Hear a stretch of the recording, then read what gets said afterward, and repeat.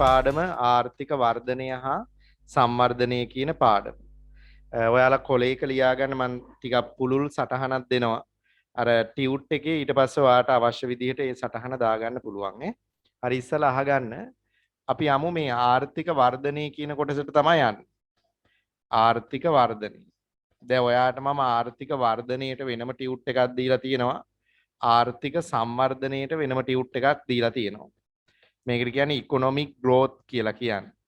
ආර්ථික වර්ධනය economic growth එක. දැන් පුතේ මෙහෙමයි සිද්ධිය. ඕනම දැන් මේ ආර්ථික වර්ධනය හා සංවර්ධනයේ පාඩමේ ප්‍රධාන කොටස් දෙකක් ඇත්තටම තියෙනවා. එකක් තමයි ආර්ථික වර්ධනයේ කොටස, අනිත් එක සංවර්ධනය. ඒ සංවර්ධනයේ කොටසේ මාතෘකා ගණනාවක්, ඒකක ගණනාවක් අපිට කතා කරන්න තියෙනවා. සංවර්ධනය, එතකොට තිරසාර සංවර්ධනය, ඊළඟ මානව සංවර්ධනය, ඊට පස්සේ දරිද්‍රතාවය, ජනගහනය, සේවා නියුක්තිය, ඔය කියන මාතෘකා සියල්ල වෙන වෙනම ආවරණය කරන්න වෙනවා. අර ඔයාට මම දීපු නිබන්ධනය තුල ඒ සියල්ල සාකච්ඡා වෙන විදිහට මම නිබන්ධනය හදලා තියෙන්නේ. ඒකේ සංඛ්‍යාදත්ත රාශියක් අන්තර්ගත වෙනවා. ඒවත් එක්ක තමයි පාඩම යන්නේ. දැන් අද දවසේ මම බලාපොරොත්තු වෙන්නේ මේ ඒ 11 වෙනි පාඩමේ ඔයාට මේ පොඩි කොටසක් තමයි ආර්ථික වර්ධනය කියන කොටසේ තියෙන්නේ. ඒ ආර්ථික වර්ධනය කියන කොටස විතරයි අද මම මූලික කරගෙන ඔයත් එක්ක සාකච්ඡා කරන්නේ. හරි, අපි ඉස්සෙල්ලා බලමු පුතේ මොකද්ද මේ ආර්ථික වර්ධනය කියලා කියන්නේ.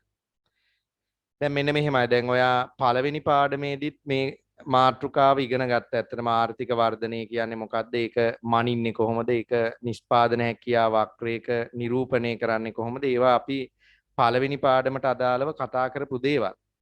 ඉතින් අපි ටිකක් ඊට වඩා එළියට ගිහිල්ලා පුළුල්ව මේ මාතෘකාව සාකච්ඡා කරනවා මේ පාඩමේදී.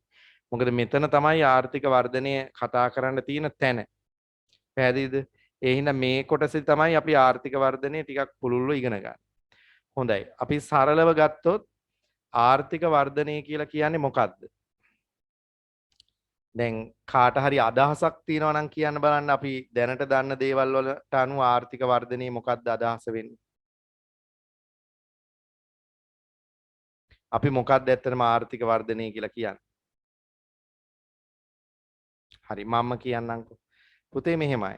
ආර්ථික වර්ධනයක් කියලා කියන්නේ රටක මූර්ත. දැන් ඔයා ජාතික ගිණුම්කරණයේ පාඩමට අනුව දන්නවා පුතේ, මූර්ත කියලා කියන්නේ ස්ථාවර මිල යටතේ ගණනය කරන ලද මූර්ත දල දේශීය හෝ දල ජාතික නිෂ්පාදිතයේ වසර ගණනාවක් තිස්සේ සිදුවන අඛණ්ඩ ඉහළ යාමට තමයි අපි ආර්ථික වර්ධනය කියලා කියන්නේ. රටක මූර්ත නැත්තම් ස්ථාවර මිලට දලදේශීය හෝ දලජාතික නිෂ්පාදිතයේ වසර ගණනාවක් තිස්සේ සිදුවන අඛණ්ඩ ඉහළ යාමට අපි කියනවා ආර්ථික වර්ධනයක් කියලා. එතකොට මේ ආර්ථික වර්ධනයත් එක්කලා ආර්ථිකය තුල ව්‍යුහාත්මක වෙනස් වීම් කීපයක් වෙනවා. ඒ කියන්නේ දලදේශීය නිෂ්පාදිතයේ වෙනස් වීම වෙනවා. ඒකේ ආංශික සංයුතියේ වෙනස් වීම වෙනවා. ඒ වගේම රටේ සේවා නියුක්ත ව්‍යුහයට බලපෑමක් සිද්ධ වෙනවා. ඒ වගේම විදේශ වෙළඳාමේ රටාවට බලපෑමක් වෙනවා. මේ විදිහට ආර්ථික වර්ධනයේ තියෙන මේ ප්‍රතිවිපාක අපි ජාතික නැත්තම් දලදේශීය නිෂ්පාදිතයට, සේවා නියුක්තියට, ඒ වගේම විදේශ වෙළඳාමට වන බලපෑම මොකක්ද කියන එක අපි මේ සංඛ්‍යා දත්තත් එක්කලා අධ්‍යයනය කරන්න ඕනේ මේ වර්ධනයේ ප්‍රතිවිපාක යටතේ. ඒතර ආර්ථික වර්ධනය අපි දන්නවා ප්‍රස්ථාර සටහනක නිරූපණය කරන්න. දැන් ආර්ථික වර්ධනයේ ප්‍රතිඵලයක් විදිහට රටක විභව නිමෝම, එහෙම නැත්නම් නිෂ්පාදන ධාරිතාවය අඛණ්ඩව ඉහළ යන හින්දා රටක නිෂ්පාදන හැකියාව වක්‍රය අඛණ්ඩව දකුණට විතැන්වීමක් සිද්ධ වෙනවා. නිෂ්පාදන හැකියාව වැඩි වෙන හින්දා නිෂ්පාදන හැකියාව වක්‍රයේ දකුණට විතැන්වීමක් සිද්ධ වෙනවා ආර්ථික වර්ධන ක්‍රියාවලියත් එක්කලා. ඉතින් අපිට පුළුවන් නිෂ්පාදන හැකියාව වක්‍රය ආධාර කරගෙන මේ ආර්ථික වර්ධනය නිරූපණය කරන්න. ඒ වගේම සමාහාර සැපයුම් වක්‍රය ආධාර කරගෙන අපිට පුළුවන් ආර්ථික වර්ධනය නිරූපණය කරන්න. අන්න ඒ ටික අපි මුලින්ම සාකච්ඡා කරන්න ඕන. ඉතින් මෙතනදී පුතේ ආර්ථික වර්ධනය කියන්නේ මොකක්ද කියලා මුලින්ම නිර්වචනය කරලා ඊට පස්සේ ඔයාට වැදගත් වෙනවා මෙන්න මේ කතාව. හොඳට අහගන්න මම මේ කියන දේ. මේ ආර්ථික වර්ධනයක් ඇති වෙන්න බලපාන ප්‍රධානතම හේතු දෙකක් තියෙනවා. ඊට අමතරව බලපාන තව සාධක ගණනාවක් තියෙනවා. ඔයාලගෙන් මම සරල ප්‍රශ්නයක් ඇහුවොත් රටක ආර්ථික වර්ධනය තීරණය කරන ප්‍රධානම හේතු දෙක මොකක්ද? කවුරු හරි කියන්න බලන්න. රටක ආර්ථික වර්ධනය තීරණය කරන ප්‍රධානතම හේතු දෙක මොකක්ද? ඔයා ඉගෙනගෙන තියෙනවා නම් පළවෙනි පාඩම යටතේ ඔයාට මතක් වෙන්න ඕනේ. ඒ කියන්නේ රටක මූර්ත නිෂ්පාදිතේ විභව නිෂ්පාදිතේ වැඩි වෙන්න බලපාන ප්‍රධානම හේතු දෙක මොකක්ද? කියමු බලන්න දන්න කෙනෙක් ඉන්නවනම්. මොකක්ද ප්‍රධානම හේතු දෙක? හිමි හිතෙන්නෙම නැද්ද? උතේ එකක් තමයි රට සතු සම්පත් සම්භාරයේ වැඩිවීම. එහෙනම් අනිත් එක කියන්න බලන්න. මොකද්ද වෙන්නේ? රට සතු තාක්ෂණය. ඔව්. තාක්ෂණයේ දියුණු වීම ඒත් එක්කම පුතේ සම්පත්වල ඵලදායීතාවය වර්ධනය වීම. ඒ කියන්නේ තාක්ෂණික දියුණුව කියන්නේ ඵලදායීතා වර්ධනයේ මූලාශ්‍රයක්ම තමයි. ප්‍රධාන වශයෙන් හේතු දෙකක් ඇහුවොත් රට සතු සම්පත් සම්භාරයේ ඉහළ යාම හා සම්පත්වල ඵලදායීතාවයේ වර්ධනය වීම තමයි ප්‍රධානතම කාරණා දෙක.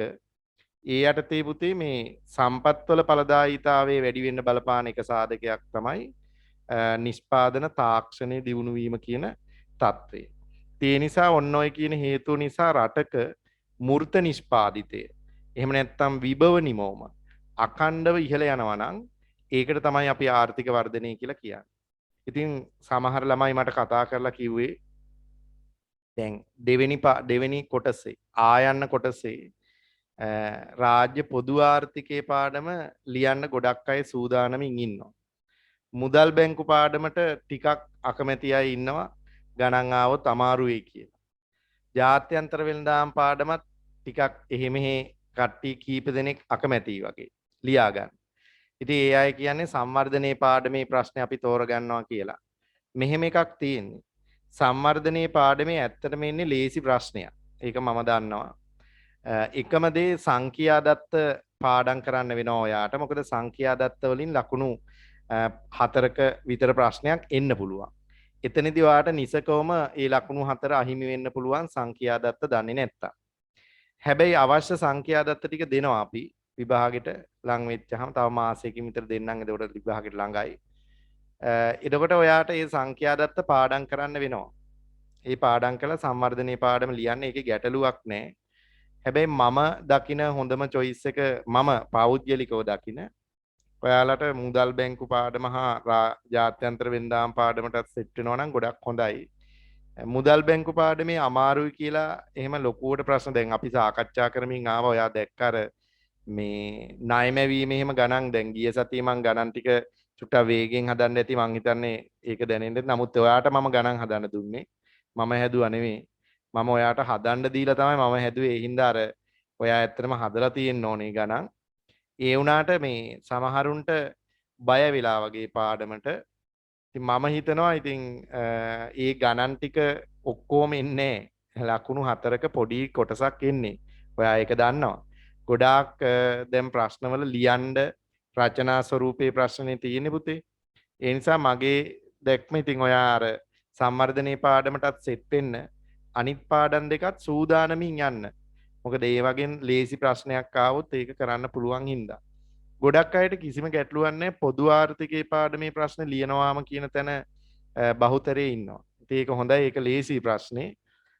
ඒකේ අර හැමදාම අහන ස්වභාවයේ ප්‍රශ්න ටික ඔයාට අපි දැන් පාස් පේපර් එහෙම කරද්දිත් ඔයාට තේරෙන්න ඇති.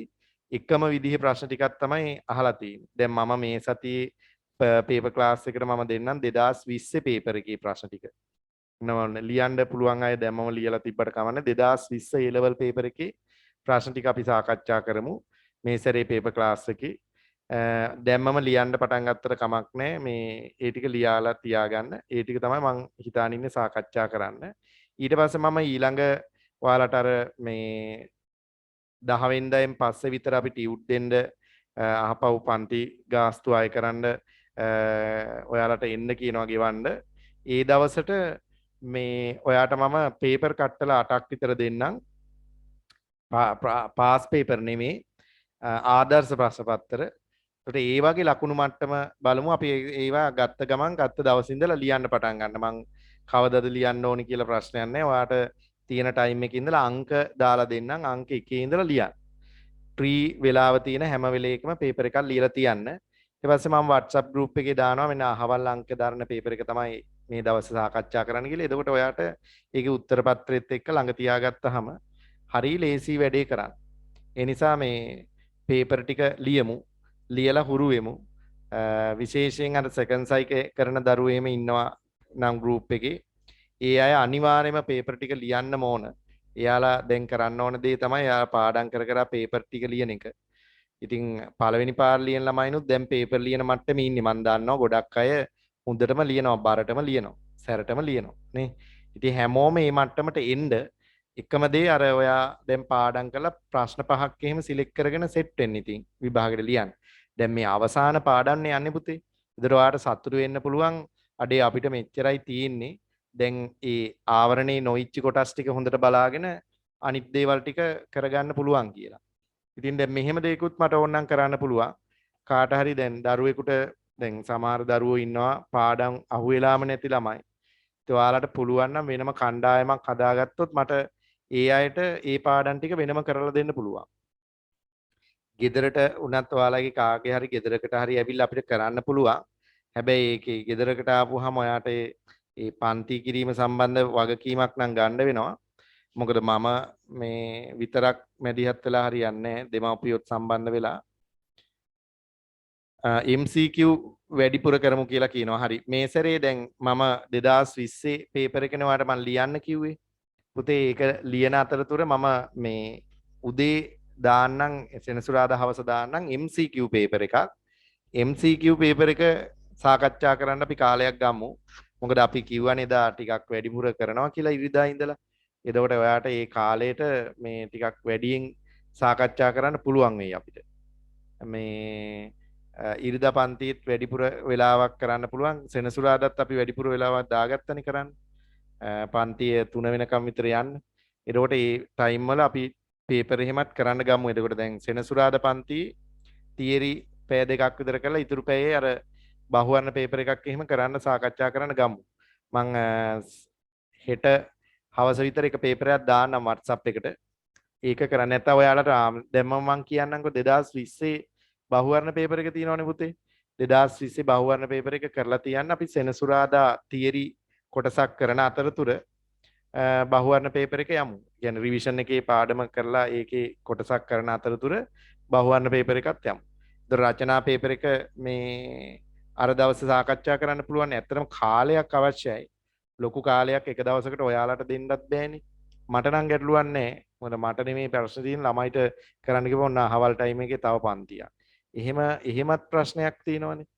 ඔන්ලයින් පන්ති ගොඩාක් වෙලා ඉන්නකොටත් ඔන්න ඒ උපකරණයි අනම්මනම් ඒ ප්‍රශ්නත් එනවා. මම දන්නවා ඉතින් හැම දෙයක්ම බැනගෙන තවත් පන්තියක් දැම්මොත් එහෙම ඔයාලට එපා වෙයි. පන්ති 4ක් 5ක් දාපුවාම එතකොට ඒන දැන් මේ තියෙන ටයිම් එකේ අපි මේක බැලන්ස් කරගෙන කරගන්න ඕන. පැහැදිලිද? දැන් මම ඒකයි අර හැමෝටම කිව්වේ ඔයාලගේ දැන් විභාගේ අත්තරින්න එපා. සමහර දරුවන්ට පාඩම් මග ඇරිච්ච ළමයි ඇති. ඒ අයට කියන්න තියෙන එකම කාරණේ ලොකුම දේ තමයි පේපර් කලින් දාන්නලු print එකක් ගන්න පුළුවන්ලු. හරි මං කලින් දාන්නම්. මං ඔය print කරන්න දාන්නෙත් දැන් මම විභාග ප්‍රශ්න දාපු හින්දා මං හිතුවේ ඔයාලා ගාව පේපර් තියෙන්න ඕන. එතරම් පාස් පේපර් තියෙන්න ඕන. මම මේ දවස් ටිකේම කරේ පාස් පේපර් ප්‍රශ්නේ පුතේ. දැන් ඒකයි print කරලා මම ලබන මාසෙත් දෙනවනේ ඔයාට. එතකොට ඔයාට කලින් දාන්න කොහොමත් කලින් දීලා තියෙනවා. එතකොට ලියලා තියන් තියෙන්නේ. එතකොට මේ දැන් මේ දවස් ටිකේ දාපු පේපර් ඔක්කොම පාස් පේපර්. ඒ හින්දා ඔයාට ඒවා ගෙදරම තියෙනවා. ඒකයි මම එහෙම දැම්මේ. හරි. තව කාරණයක් තමයි මොකද්ද මේ දැන් group එකේ ඉන්න පුළුවන් පුතේ සමහර ළමයි ඔයාලගේ යාළුවෝ ඔන්ලයින් පන්ති වලට සම්බන්ධ වෙන්නේ නැහැ. එයාලට අර සාමාන්‍ය පන්ති තුල කරගත්ත විදිහටත් එක්කලා මේ අල්ල ගන්න බැරි වෙලා දැන් ගොඩක් අය අත්හැරලා වගේ. ඉතින් ඔයාලට පුළුවන් නම් ඒ අයට දැනුවත් කිරීම කරන්න. කැමති නම් මේ මාස කීපය තුල මට ලොකු වෙලාවක් දීලා ගෲප් එකක් කරලා දෙන්න පුළුවන්. ඔන්ලයින් එනවා නම් වෙනමම ගෲප් එකක් ඔන්ලයින් උනත් කරන්නත් පුළුවන්. එතකොට ඒ ළමයි ටික විතරයි ඉන්නේ. එතකොට එයාලා මේ ඕනනම් මේ වීඩියෝ ඔන් කරගෙන මයික් ඔන් කරගෙන අපිට සාකච්ඡා මට්ටමින් සාමාන්‍ය පන්ති කාමරයක විදිහට යන්න පුළුවන්. ඉතින් එහෙම කැමැති දරුවෝ ඉන්නවා නම් කියන්න. මොකද මේ අත්හරින එක නෙවෙයි විකල්ප මොනවා හරි ක්‍රම හොයාගෙන කරගන්න එකයි තියෙන ලොකුම දේ. ඉතින් ඒ අයටත් දැනුවත් කිරීම කරන්න ඔයාලටත් ඕන නම් එහෙම කරන්න පුළුවන්. දැන් සමහර ළමයිට සමහර පාඩම් අහුවෙලා නැත්තම් ඒ අයට එහෙම සාකච්ඡා කරලා එහෙම පන්තියක් දාගෙන එහෙම කරගන්න පුළුවන්. ඉතින් ඒකට මම අවස්ථාව දීලා තියෙනවා. ඉතින් මම මේ දැනුවත් කිරීම කරන්නේ ඔයාලට හැකියාව එහෙම අවශ්‍යතාව තියෙනවා නම් එහෙම සාකච්ඡා කරලා කරගන්න ඕන. දැන් සමහර ළමයි මට කතා කරනවා මෙන්න මේ කොටස් වලට අපිට 2022 පන්තියට සම්බන්ධ කරන්න කියලා. මම ගොඩක් ළමයිට ඒ chance එකක් දුන්නා. ඉතින් ඒ නිසා එහෙම ඔයාලට පුළුවන්කම තියෙන විදිහකට වැඩසටහනක් හදාගන්න. හරි. එහෙනම් පුතේ අපි පොඩි නෝට් එකකට යමු. ඉස්සල්ලාම පොඩි නිර්වචනයක් ලියාගමු. ආර්ථික වෘද්ධිය නැත්නම් ආර්ථික වර්ධනය කියලා මාතෘකාව ලියන්නකො.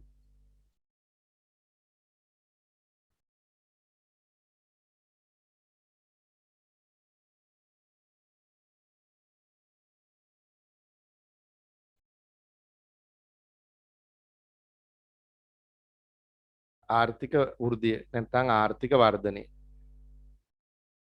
හරි. පුතේ එතන පොඩි සටහනක් දාගමු. අපි නෝට් එකක් ලියාගමු. ආර්ථික වර්ධනය යනු මෙන්න මේ මෙතන ඉඳලා පාඩම් කරන්නේ. ආර්ථික වෘද්ධිය යනු නැත්නම් වර්ධනය යනු කිසියම් ආර්ථිකයක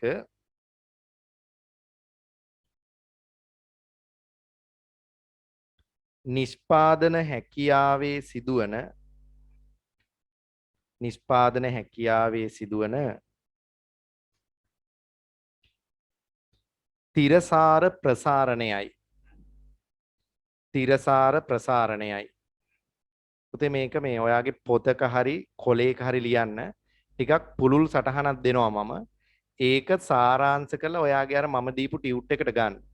මේක ටිකක් ඔයා මුලින්ම ඉගෙන ගන්න. දැන් සමහරු මේ පේපර් එකේ මේ ප්‍රශ්නේ ලියන හින්දා මම ඔයාට මේක ටිකක් ගැඹුරට දෙනවා නෝට් එක. ඒ හින්දා ඒක ලියාගෙන ඊට පස්සේ ඔයාට පුළුවන් තනියම ඒක අර සටහන් පොතට නැත්තම් ටියුට් එකට ගන්න. හරි මං ආයෙසරයක් කියන්නම් කාට හරි ලියා ගන්න බැරි වුණා වගේ. මං කිව්වේ ආර්ථික වෘද්ධිය යනු කිසියම් ආර්ථිකයක නිෂ්පාදන හැකියාවේ සිදුවන තිරසාර ප්‍රසාරණයයි. තිරසාර ප්‍රසාරණය කියන්නේ පුතේ අඛණ්ඩව සිදුවන වර්ධනය කියන එක. ඒ කියන්නේ නිෂ්පාදන හැකියාව එක අවුරුද්දක වැඩි වුණා කියලා ඒකට ආර්ථික වර්ධනයක් කියන්නේ අවුරුදු ගණනාවක් තිස්සේ මේක අඛණ්ඩව සිද්ධ වෙන ක්‍රියාවලියක් වෙන්න ඕන. තේරුණාද කියන එක? ඒක වසර ගණනාවක දිගු කාලීන සිද්ධියක් තමයි ආර්ථික වර්ධනය කියලා කියන්නේ. ඊළඟ ඡේදය ලියන්න නැතහොත්. ඒක මෙහෙමත් කියන්න පුළුවන්. නැතහොත්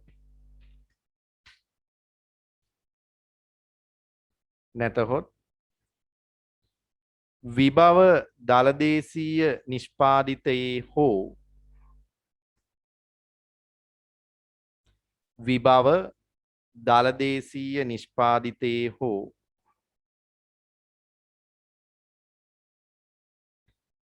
දලජාතික ආදායමේ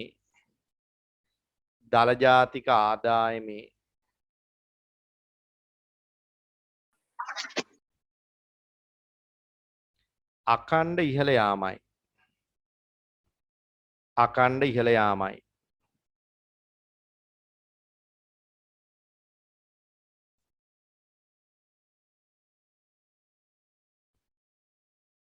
එනම් මෙහිදී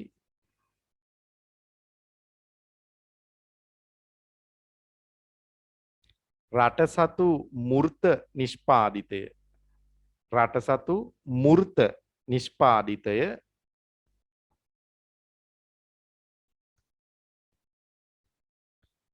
දිගු කාලයක් තිස්සේ දිගු කාලයක් තිස්සේ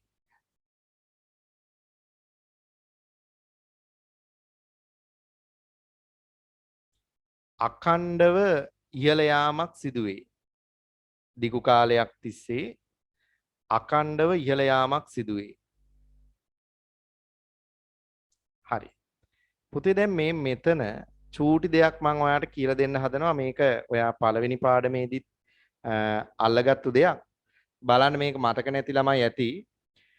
ඔයා දන්නවා දැන් මේ විභව නිමවුම කියන එක. විභව නිමවුම. එහෙම නැත්නම් මේකට කියනවා මේ නිෂ්පාදන හැකියාව. දැන් කාට හරි පුළුවන් ද මට විභව නිමවුමට නිර්වචනයක් දෙන්න. හැබැයි මට අවශ්‍යයි නිවැරදිම නිර්වචනයක්. කියන්න බලන්න ඔයා දන්න නිර්වචනේ මොකද්ද විභව නිමවුම කියලා කියන්නේ? සර් දෙන ලද අවස්ථාවකදී අර පවත්නා තාක්ෂණික ක්‍රමයක් යටතේ ආර්ථිකය සතු සියලු සම්පත් උපරිම කාර්යක්ෂමතාවයෙන් නිෂ්පාදන ක්‍රියාවලිය සඳහා උපයෝජනය කරන විට උද්දමනකාරී පීඩනයකින් තොරව නිපදවාගත හැකි තිරසාර නිමවුම් මට්ටම. very good. දැන් බලන්න ආන් එතන ඒ නිර්වචනයේ තුල අන්තර්ගත වී යුතු සංකල්ප කීපයක් තියෙනවාමයි පුතාලා. දැන් අපි කෙනෙක් කියන්න පුළුවන් මේ රට සතු සියලු සම්පත් භාවිතා කරලා ලබා ගන්න පුළුවන් උපරිම නිමවුම් මට්ටම විභව නිමවුම කියලා. ඒක වැරදි. විභව නිමවුම කියන්නේ එහෙම එකක් නෙවෙයි. උපරිම නිමවුම නෙවෙයි. එතනදි කියවෙන්න ඕන පුතා මේ විභව නිමවුම කියලා කියන්නේ රට සතු සම්පත් උපරිම කාර්යක්ෂමතාවයෙන් උපයෝජනය කරලා උද්දමනකාරී පීඩනයකින් තොරව ලබාගත හැකි තිරසාර නිමවුම් මට්ටම. ඒ කියන්නේ මේ විභව නිමවුම කියන එක පුතේ තිරසාර වෙන්න ඕන. ඒ කියන්නේ ආර්ථිකයට හැමදාම ලබා ගන්න පුළුවන් වෙන්න ඕන. ඒ වගේම උද්දමනකාරී පීඩනයකින් තොරව ලබා ගන්න පුළුවන් වෙන්න ඕන. ඒ කියන්නේ කොටිම කිව්වොත් අතිකාල සේවා නියුක්තියකින් තොරව ප්‍රශස්ත මට්ටමේ සම්පත් සේවා නියුක්ත කිරීමක් තුලින් ලබාගත හැකි තිරසාර නිමවුම් මට්ටමක් වෙන්න ඕන. ඒකට තමයි අපි කියන්නේ විභව නිමවුම කියලා. මොකද දැන් අතිකාල සේවා නියුක්තියක් යටතේ උද්දමනකාරී පීඩනයක් යටතේ විභව නිමවුමට වඩා වැඩි නිමවුමක් తాවකාලිකව ලබා ගන්න පුළුවන් අවස්ථා තියෙනවා. හැබැයි අපි එතනදී මේ ඒක විභව නිමවුම කියලා සලකන්නේ මොකද ඒක తాවකාලිකයි. මේ විභව නිමවුම් මට්ටමක් ලැබෙන්න නම් ඒක තිරසාර වෙන්න ඕන. ඒ කියන්නේ දිගු කාලීනව අඛණ්ඩව පවත්වාගත හැකි නිමවුම් මට්ටමක් වෙන්න ඕන. ඒකට තමයි අපි කියන්නේ විභව නිමවුම කියලා. තිරසාර නිමවුම කියලා කියන්නේ ඒකට. පැහැදිලිද? right. එහෙනම් අනුමාත්‍රිකාවක් ලියන්නකො පුතේ විභව නිමවුම කියලා. විභව නිමවුම. ඒකට කියන වෙනත් නමක් තමයි නිෂ්පාදන හැකියාව කියන එක ඇත්තටම.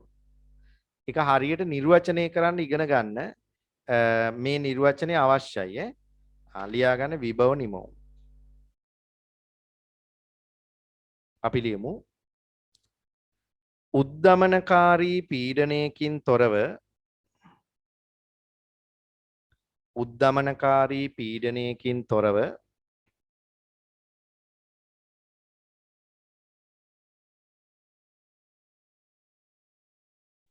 ආර්ථිකයකට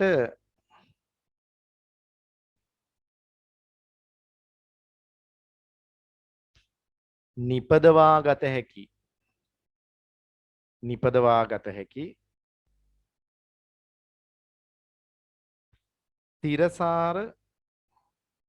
තිරසාර ප්‍රශස්ත නිමවුම් මට්ටම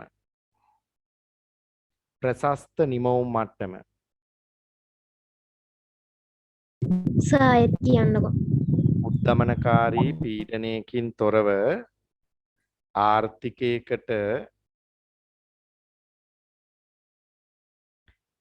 නිපදවාගත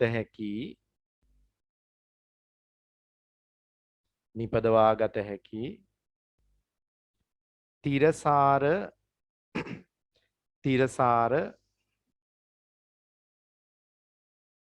ප්‍රශස්ත නිමවුම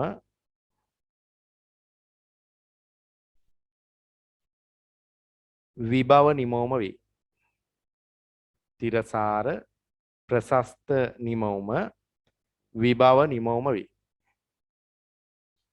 තිරසාර ප්‍රශස්ත නිමෝම විභව නිමෝම වේ. හරි.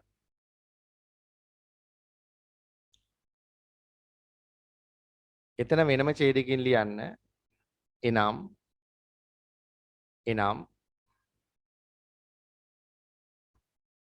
දෙන ලද අවස්ථාවකදී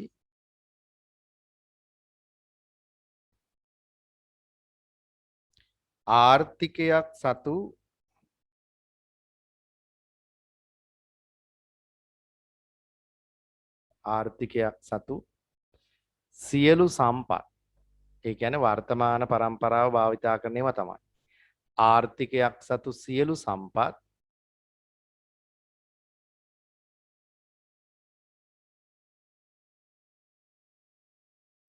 පූර්ණ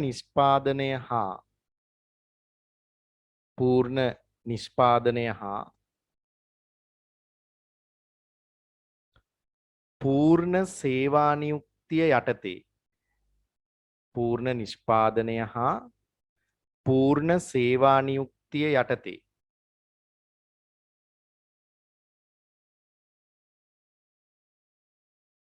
උපයෝජනය කරමින්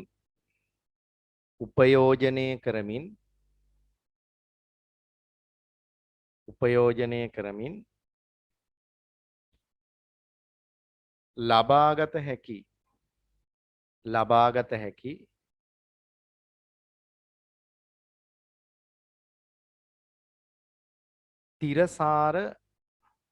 තිරසාර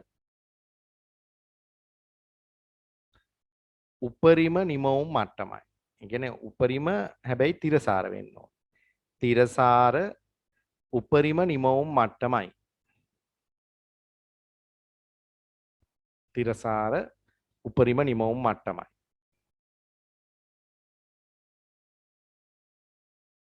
හරි. දැන් මාය පුතාලා ඕක ලියා ගන්න ඕනේ මම මේ දැන් කියන දේ. නමුත් ඔයා දන්නවා විභව නිමෝම තීරණය කරන ප්‍රධාන සාධක දෙකක් තියෙනවා. ඒ මොනවද පුතේ? ආර්ථිකය සතු සම්පත් සම්භාරය සම්පත්වල ඵලදායීතාවය. ඔව් රට සතු සම්පත් සම්භාරය හා සම්පත්වල ඵලදායීතාවය තමයි පුතේ විභව නිමෝමේ තීරක වෙන්නේ. විභව නිමෝම තීරණය කරන සාධක ඇහුවොත් අපිට ඉදිරිපත් කරන්න පුළුවන් අන්නේ කාරණා දෙක. රට සතු සම්පත් සම්භාරය සහ සම්පත්වල ඵලදායීතාවය. සම්පත් සම්භාරය කියන්නේ පුතේ භූමිය ශ්‍රමයේ ප්‍රාක්තනයේ ව්‍යවසායකත්වය. සම්පත්වල ඵලදායීතාවය තීරණය වෙන්නේ තාක්ෂණයේ කළමනාකරණයේ මානව ප්‍රාක්තනයේ තරඟකාරීත්වය නේද සේවක ආකල්ප ඒ නවෝත්පාදන වගේ දේවල් මත.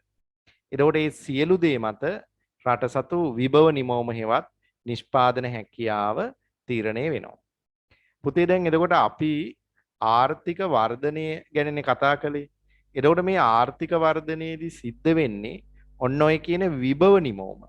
ඔය කියන නිෂ්පාදන හැකියාව වසර ගණනාවක් තිස්සේ අඛණ්ඩව ඉහළ යන එක. ඒකට තමයි අපි ආර්ථික වර්ධනය හේවත් ආර්ථික වෘද්ධිය කියලා කියන්නේ. එතකොට මේ ආර්ථික වර්ධනය අපිට නිරූපණය කරන්න පුළුවන් ක්‍රම දෙකක් තියෙනවා. දැන් අපි යන්නේ ආන්ගේ ක්‍රම දෙක ඉගෙන ගන්න. පුතේ ගොඩාක්ම ෆේමස්ම ක්‍රමය තමයි නිෂ්පාදන හැකියා වක්‍රය භාවිතා කරලා ආර්ථික වර්ධනය පෙන්වන එක. දැන් ඉස්සල්ලාම බලා ගන්නකො ඔයා දන්නවා රටක ආර්ථික වර්ධනයත් එක්කලා නිෂ්පාදන හැකියාව වැඩි වෙන හින්දා නිෂ්පාදන හැකියා වක්‍රය දකුණු පැත්තට විතැන් කිරීමක් කරන්න පුළුවන්. දැන් මෙතන තියෙනවා අපි හිතමු ප්‍රාක්තන භාණ්ඩ කියලා ගමු. ප්‍රාක්තන භාණ්ඩයි පරිභෝජන භාණ්ඩයි කියලා ගමු. පරිභෝජන භාණ්ඩ. දැන් අපි නිෂ්පාදන හැකියා වක්‍රයක් අඳිනවා මෙන්න. මේ තියෙන්නේ 2015 නිෂ්පාදන හැකියා වක්‍රය කියලා හිතන්න. මේක දකුණු පැත්තට විතැන් වෙලා අපි හිතමු මේ තියෙන්නේ 2020 නිෂ්පාදන හැකියා වක්‍රය. එතකොට මේ නිෂ්පාදන හැකියාව වක්‍රයේ දකුණු පැත්තට විතැන් කිරීම තුලින් ආර්ථික වර්ධනය පෙන්වන්න පුළුවන්. මම හිතන්නේ 2018 හෝ 19 පේපර් එකේ ලකුණු දෙකක ප්‍රශ්නයක් අහලා තිබ්බා ආර්ථික වර්ධනය නිරූපණය කරන්නේ කොහොමද කියලා අහලා තිබ්බේ. එතනදී සමහර ළමයි මේ සම්පූර්ණ වක්‍රයේම දකුණට විතැන් කරලා ඇඳලා තිබ්බා. සමහර ළමයි එක පැත්තකින් දකුණට විතැන් කරලා ඇඳලා තිබ්බා. ඒ ඔක්කොටම ලකුණු දුන්නා ඇත්තටම. මාකින් එකේ මේ හැබැයි හොඳම උත්තරේ මේ වක්‍රයේ සම්පූර්ණයෙන්ම දකුණට විතැන් වීමක් අඳින. ඒක තමයි හොඳම දේ. හරි. මේ තමයි පළවෙනි ක්‍රමය ආර්ථික වර්ධනයේ පෙන්වන. තව ක්‍රමයක් තියෙනවා අපි ඒක ඊළඟට බලමු. එහෙනම් මාතෘකාව ලියා ගන්න ඊළඟ පිටුවේ ගිහිල්ලා මාතෘකාව ලියා ගන්න. ආර්ථික වෘද්ධිය නිරූපණය කිරීම. ආර්ථික වෘද්ධිය නිරූපණය කිරීම.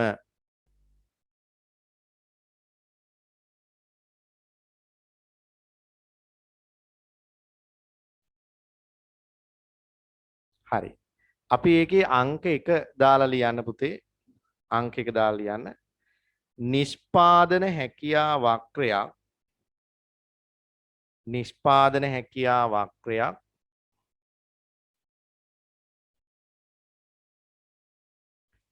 දකුණට විතැන් කිරීම මගින් නිෂ්පාදන හැකියා වක්‍රයක් දකුණට විතැන් කිරීම මගින් හරි එහෙම කියලා ඉස්සරලාම මේ නිෂ්පාදන හැකියා වක්‍රය අඳින්න මේක P බිඳුව වක්‍රය P1 දක්වා දකුණට විතැන් කිරීමක් ඇඳ ගන්න අක්ෂ දෙක නම් කරන්න ප්‍රාක්තන භාණ්ඩ හා පරිභෝජන භාණ්ඩ කියලා 2015 ඉඳලා 2020ට වක්‍රය දකුණට විතැන් කරන්න අඳින්න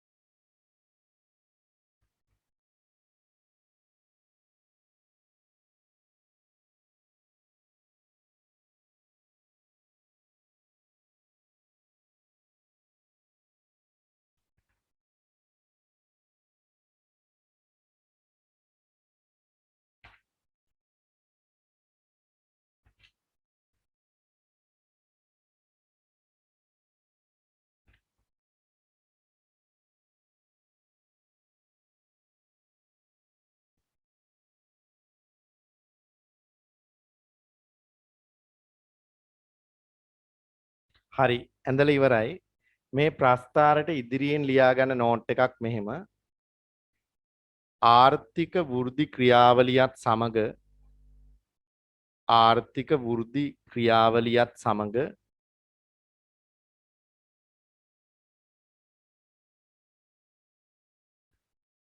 රටක විභව නිමවුම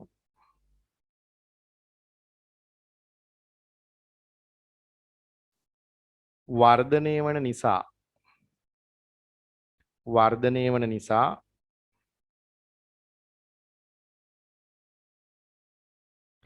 නිෂ්පාදන හැකියා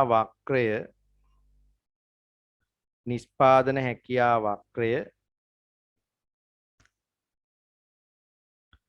දකුණට විතැන්වීමක් සිදුවේ. නිෂ්පාදන හැකියා වක්‍රය දකුණට විතැන්වීමක් සිදුවේ. හරි ඔන්න ආර්ථික වර්ධනයේ නිෂ්පාදන හැකියා වක්‍රයෙන් පෙන්වන විදිය. හරි දැන් පුතාලා බලාගන්න දන්නේ නැති දේ කියලා දෙන්න. ඔයා මේක දන්නේ නැහැ. මේ පන්ති ඉන්න කවුරුත් දන්නේ නැහැ. මොකද්ද ඒ කාරණේ බලන්නකෝ. අපිට පුළුවන් දරුවනේ මේ ආර්ථික වර්ධනයේ පෙන්වන්න සමාහාර සැපයුම් වක්‍රය මගින් සමාහාර සැපයුම් වක්‍රයේ භාවිතේ දැන් බලමු සමාහාර සැපයුම් වක්‍රයේ මගින් ආර්ථික වෘද්ධිය පෙන්වන්නේ කොහොමද කියලා. හොඳට බලා ගන්න. අපි සමාහාර සැපයුම් වක්‍රයක් අඳිනකොට මේ සිරස් අක්ෂයට ගන්න පුතේ මිල මට්ටම. මිල මට්ටම අපි P කියලා ගන්න මිල නෙවෙයි මිල මට්ටම. අපි තිරස් අක්ෂය ලකුණු කරන්නේ මූර්ත ජාතික ආදායම. මූර්ත ජාතික ආදායම. හොඳයි. මූර්ත ජාතික ආදායම නැත්නම් මූර්ත ජාතික නිෂ්පාදිතය. දැන් සමාහාර සැපයුම් වක්‍රයේ දිගුකාලීනව අඛණ්ඩව ඉහළ යාමක් මගින් ආර්ථික වර්ධනය පෙන්වන්න පුළුවන් අපිට මෙහෙම. අපි සමාහාර සැපයුම් වක්‍රය අඳිනවා පුතේ මේ විදිහට. මේ තියෙන එක වක්‍රයක්.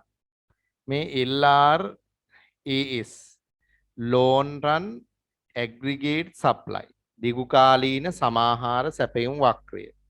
මම ඒක දන්නවා LRAS 1. මේක මෙහෙම දකුණු විතැන්වීමක් වෙන්න පුළුවන්. මේ LRAS 2. එතකොට මේ පැත්තට දකුණු විතැන්වීමක් වෙන්න පුළුවන්. සමහර පොත්වල මේක මෙහෙම ඇඳලා තියෙනවා. ඒකෙත් වැරද්දක් නැහැ. ඔයාලට අවශ්‍ය නම් එහෙම ඇඳ ගන්න. මේ පැත්තේ මූර්ත ජාතික ආදායමයි පොදු මිල මට්ටමයි දාලා මේක සිරස් අක්ෂයට සමාන්තරව ඇඳලා තියෙනවා සමහර වගේ. LRAS 1 සහ LRAS 2 කියලා මෙහෙම දැම්මට කමන්නේ නැහැ. දකුණු පැත්තට විතැන්වීමක් වෙනවා. මේක දෙකම ඇඳගත්තට කමක් නැහැ. මේ කෝක ඇඳලා ලකුණු හම්බෙනවා ඔයාට. මේකෙදි වෙන්නේ මේ අඛණ්ඩව දිගුකාලීනව මූර්ත ජාතික නිෂ්පාදිතයේ ඉහළ යාමක් සිද්ධ වෙනවා. එින සමාහාර සැපයුම් වක්‍රයේ දකුණට විතැන්වීම මගින් අපිට පුළුවන් ආර්ථික වෘද්ධිය නිරූපණය කරන්න. පැහැදිලිද? එහෙනම් මාතෘකාව ලියා ගන්න සමාහාර සැපයුම් වක්‍රයේ මගින් කියලා. පුතාලා මේ රූප සටහන් දෙකම ඇඳලා කමක් නැහැ. ඉක්මන් කරලා අඳිමු.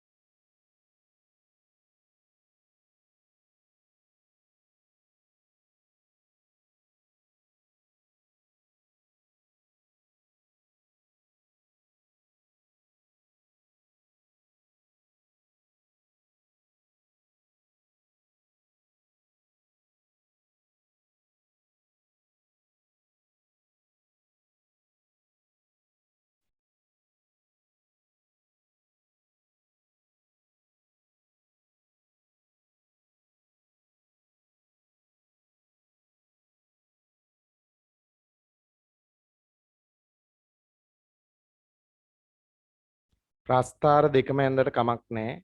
මොකද ඔයා තේරුම් ගන්න ඕන විභාගෙදී මේ දෙකෙන් කෝක දුන්නත් නිවැරදි ඔයාට.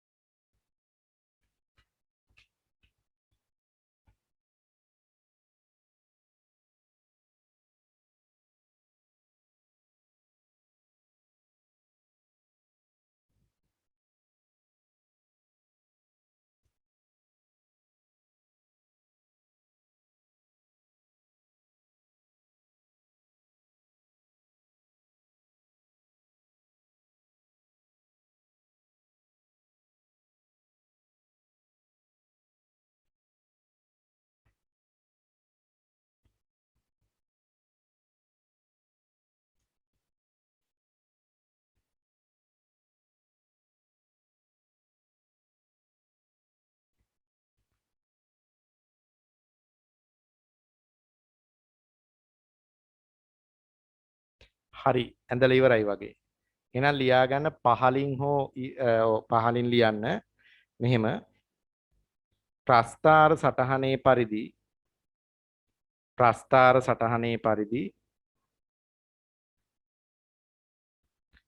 රටක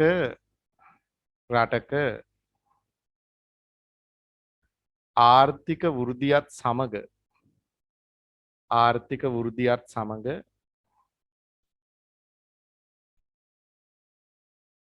දිගුකාලීන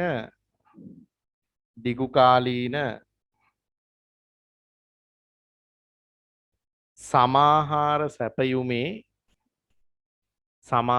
සැපයුමේ වර්ධනයක් සිදුවන නිසා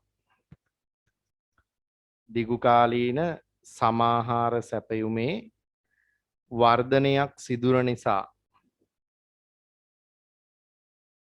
වර්ධනයක් සිදුවන නිසා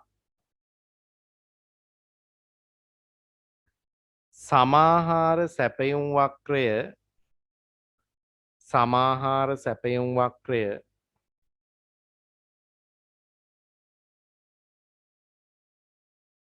දකුණට විතැන්වීම මගින්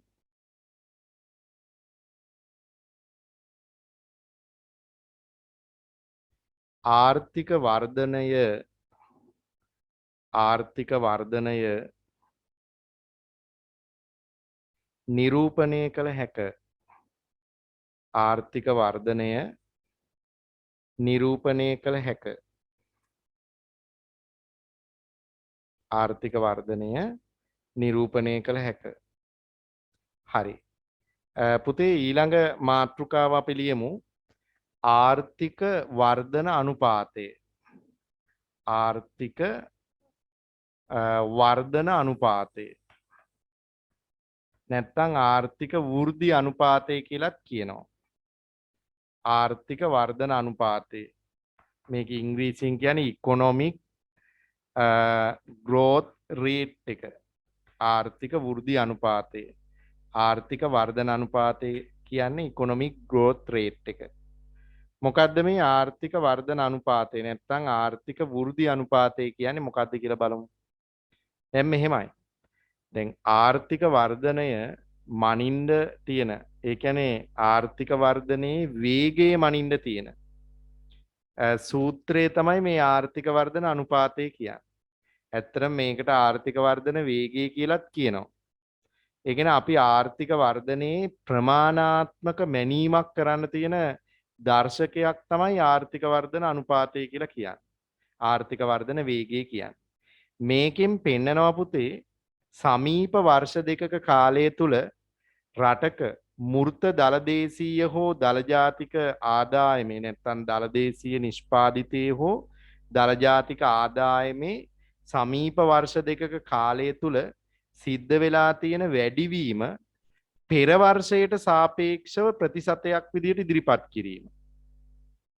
ඒ කියන්නේ පෙර වර්ෂයට සාපේක්ෂව මූර්ත දලදේශීය නිෂ්පාදිතය හෝ මූර්ත දලජාතික ආදායම 100ට කීයකින් ඉහළ ගිහිල්ලාද? ආන්ගේ ප්‍රතිශතාත්මක මිනුම තමයි අපි ආර්ථික වර්ධන වේගයේ හෙවත් ආර්ථික වර්ධන අනුපාතය කියලා ඉගෙන ගන්න. ඒ කියන්නේ අපි ගන්නේ සමීප වර්ෂ දෙකක කාලය තුල මූර්ත දලදේශීය නිෂ්පාදිතයේ හෝ මූර්ත දලජාතික ආදායමේ සිද්ධ වෙච්ච වැඩිවීම පෙර වර්ෂයට සාපේක්ෂව 100ට කීයකින් වෙලාද? ප්‍රතිශතාත්මක වැඩිවීම කොච්චරද කියන එක තමයි ආර්ථික වර්ධන අනුපාතයෙන් අපි ගණනය කරන්නේ. ඉතින් මේක හොයන්න පුළුවන් ක්‍රමයක් තියෙනවා මෙහෙම. මේ බලන්නකො දැන් මේ ආර්ථික වර්ධන වේගය හොයන්න පුළුවන් මෙන්න මේ සමීකරණය දාලා. මේ පැත්ත බලන්න හොඳට. අපි ගන්නවා පුතේ පවත්නා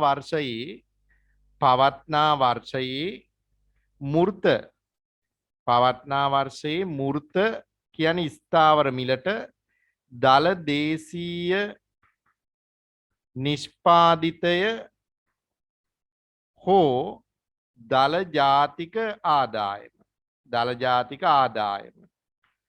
ඒකෙන් අඩු කරනවා අපි පෙර වර්ෂයේ මූර්ත දලදේශීය නිෂ්පාදිතය හෝ දලජාතික ආදායම අඩු කරලා බෙදන්නේ පෙර වර්ෂයකින්.